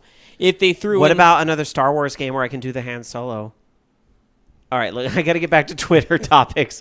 All right, Jason says, on the subject of rebuying the same game, I have 3 copies of Titanfall. 360 physical, Xbox One digital, Xbox One physical with limited edition. Thank you, Jason. You get me. Even though I don't know if I'd buy 3 copies of that game. I do have at least 1, but at least you get me. All right, SJ100 Matt says, could the Scum Bar from Monkey Island become an official Lego set? It's possible. And he links us to an article from retrocollect.com. Loki, you're the big Lego fan around here. I don't know if you still really do those with the kids, but I would think that's a fun activity you could all do together. Would you be interested in a Scum Bar from Monkey Island? I wouldn't pay for it, but I am sure it's one of those Clouseau things. They have, was it the Back to the Future one looks pretty cool, and every time I pass by those Minecraft ones, I'm like, maybe. But no, Legos are too damn expensive nowadays. I'm sure they were just as expensive when I was growing up, but it seems like it's like what you get for your money is just ridiculous. And I have so many Legos as it was. I do have the Hogwarts Express, though. I have a few of them. I should bring one of those. They're little tiny Hogwarts Express Lego things. It'd be fun. So I've got some of those, and Star Trek Enterprises, which I gave you one of those already. But yeah. I don't know. Last call for phone calls, 1-877-GAME-OLR. Our username on Skype is Orange Lounge Radio, all one word. I will be closing it here after one more tweet from Dark Tetsuya, who says, thoughts on the new Mario Kart 8 DLC coming out between now and next year. This happened during the week we were off. I'm glad you brought this up because this was some big news. Hopefully we can have more game nights with the new tracks. So if you guys haven't heard, Darsaki, this might be of particular interest to you. I don't know if you saw this, but they announced for Mario Kart 8 there are going to be 2 DLC packs. And they're already pushing this shit in the game. Like, in the game, you can actually... they show up on the freaking character select screen. I mean, I gotta say, as much as Nintendo does DLC very well, the way they sell it is kind of shameless. Like, the fact that it's right there in front of you in the game, and you just have to push A to, buy it or whatever. But anyway, the stuff that's in it, one pack will be a Zelda-themed pack. There's going to be 4 Hyrule tracks and 4, I guess, retro tracks, I think. Yeah. And the characters will be Link, and I think it's Cat Peach, and then Tanuki Mario, I believe, are the racers. But then get this. The second DLC that comes out in early 2015 is an Animal Crossing pack, right? And you get the villager and Isabelle. Isabelle. And there's another Mario-related character. DLC is not enough to make me buy it. I can't think of right now. But then 4 Animal Crossing-themed tracks. So... I know, it's weird. But didn't they have something that looked like F-Zero in there? They did. I think somehow the blue racer, Captain Falcon's little racer from F-Zero was going to be... Or actually, I don't think the 4 tracks are all Zelda-themed or all Animal Crossing-themed, because I swear to God, in one of the screenshots, it looked like it was Mute City or something was going to be one of the tracks. Which, it's still not enough to make me... you, Cox, for fucking teasing me like that. I don't know. I don't know whether to love them or hate them. Hate them. All right, I'll hate them. Hey, I turned my back. I think it's cool that they're having DLC for it. I think it's reasonably priced. I wish it was coming out sooner because it's just taking a long time. I turned my back and the phone was lighting up. I want to get to it, but I want to read this comment from ActDeft as well. Isabelle is going to be my new favorite Carter. I agree, mine too. Although right now it's all about Wendy Okupa. It's a close call. Anyway, hi, you're on Orange Lounge Radio. Who's this? Hey guys, it's Jason. Jason, how you doing, buddy? Pretty good. I just wish that my train that was supposed to be here 10 minutes after the show started was here. Oh my gosh. Yeah. Oh yeah. No. It's been quite a night. It's fine. I was going to get in the mid-afternoon, get into Chicago in the mid-afternoon tomorrow, and this delay means I'll get there right around the time I have to be anyways. So, no big deal. Well, what's on your mind, buddy? We miss you here in California. I wanted to expand a little bit on the tweet, and there was something that Loki was talking about earlier that's actually relevant. Not only do I own Titanfall 3 times, but I also own the holy hell, what's it called? Season Pass for both the 360 and the Xbox One as well. And I was so close to buying it on the PC as well, but I figured that'd be mildly excessive, and I would play it not at all, so I didn't. Well, did somebody just break a dish there in the background? No, I'm walking around on the platform. That's the garbage being chucked out behind me. Okay. So wait. Why all the copies of Titanfall? I bought it on the 360. So as I've mentioned on the show before, work has Xbox Ones, which exposed me to Titanfall in the first place, and I got super addicted reacted to it. I got home and I bought it, naturally. And then after I went back out to San Francisco and continued playing it even more there, I finally decided to take the leap to get an Xbox One. So I did, and that answers the second question of why the second copy. The limited edition was just because the 2-scale, 3-foot high Titan figure is kind of gorgeous, actually.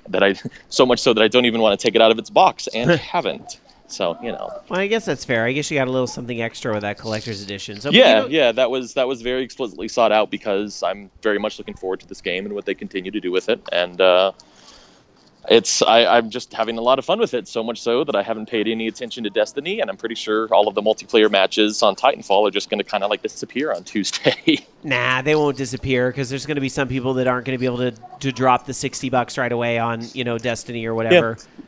And so the thing I was saying also, that was mentioned earlier in the show was that it would not have been a big. This sounds so foolish for me to hear myself say it, and it always has whenever I have this conversation. The thing that's ridiculous, the reason why I bought the Xbox One for Titanfall, despite already having it on the 360, is because my Xbox One Pilot was leveled 3 times higher than my Pilot on the 360. And those, even just those, I wouldn't be torn up if I couldn't play against Xbox One players multiplayer, but the fact that the Pilot stats don't transfer between both systems is completely absurd to me. That sucks. And you know what? All that stuff doesn't really transfer in Mass Effect either. Your Galaxy rating does, but that's about it. But yeah, I hear you. I like it way better when there's a cloud save or something like that. Real quick, I wanted to say about Titanfall and the multiplayer matches, PC you shouldn't see affected too much because Destiny's not coming out on PC. A lot of people forget that's, for some reason, Bungie, Activision not deciding to release there, which I thought might have been maybe a piracy thing, they were just afraid the game would get pirated to hell, but because it's so online enabled, that would be a hard thing to do. So I'm kind of curious why they are omitting PC. I guess it's got to be a keyboard and mouse versus controller thing. I don't know. Maybe it'll be later. I don't know.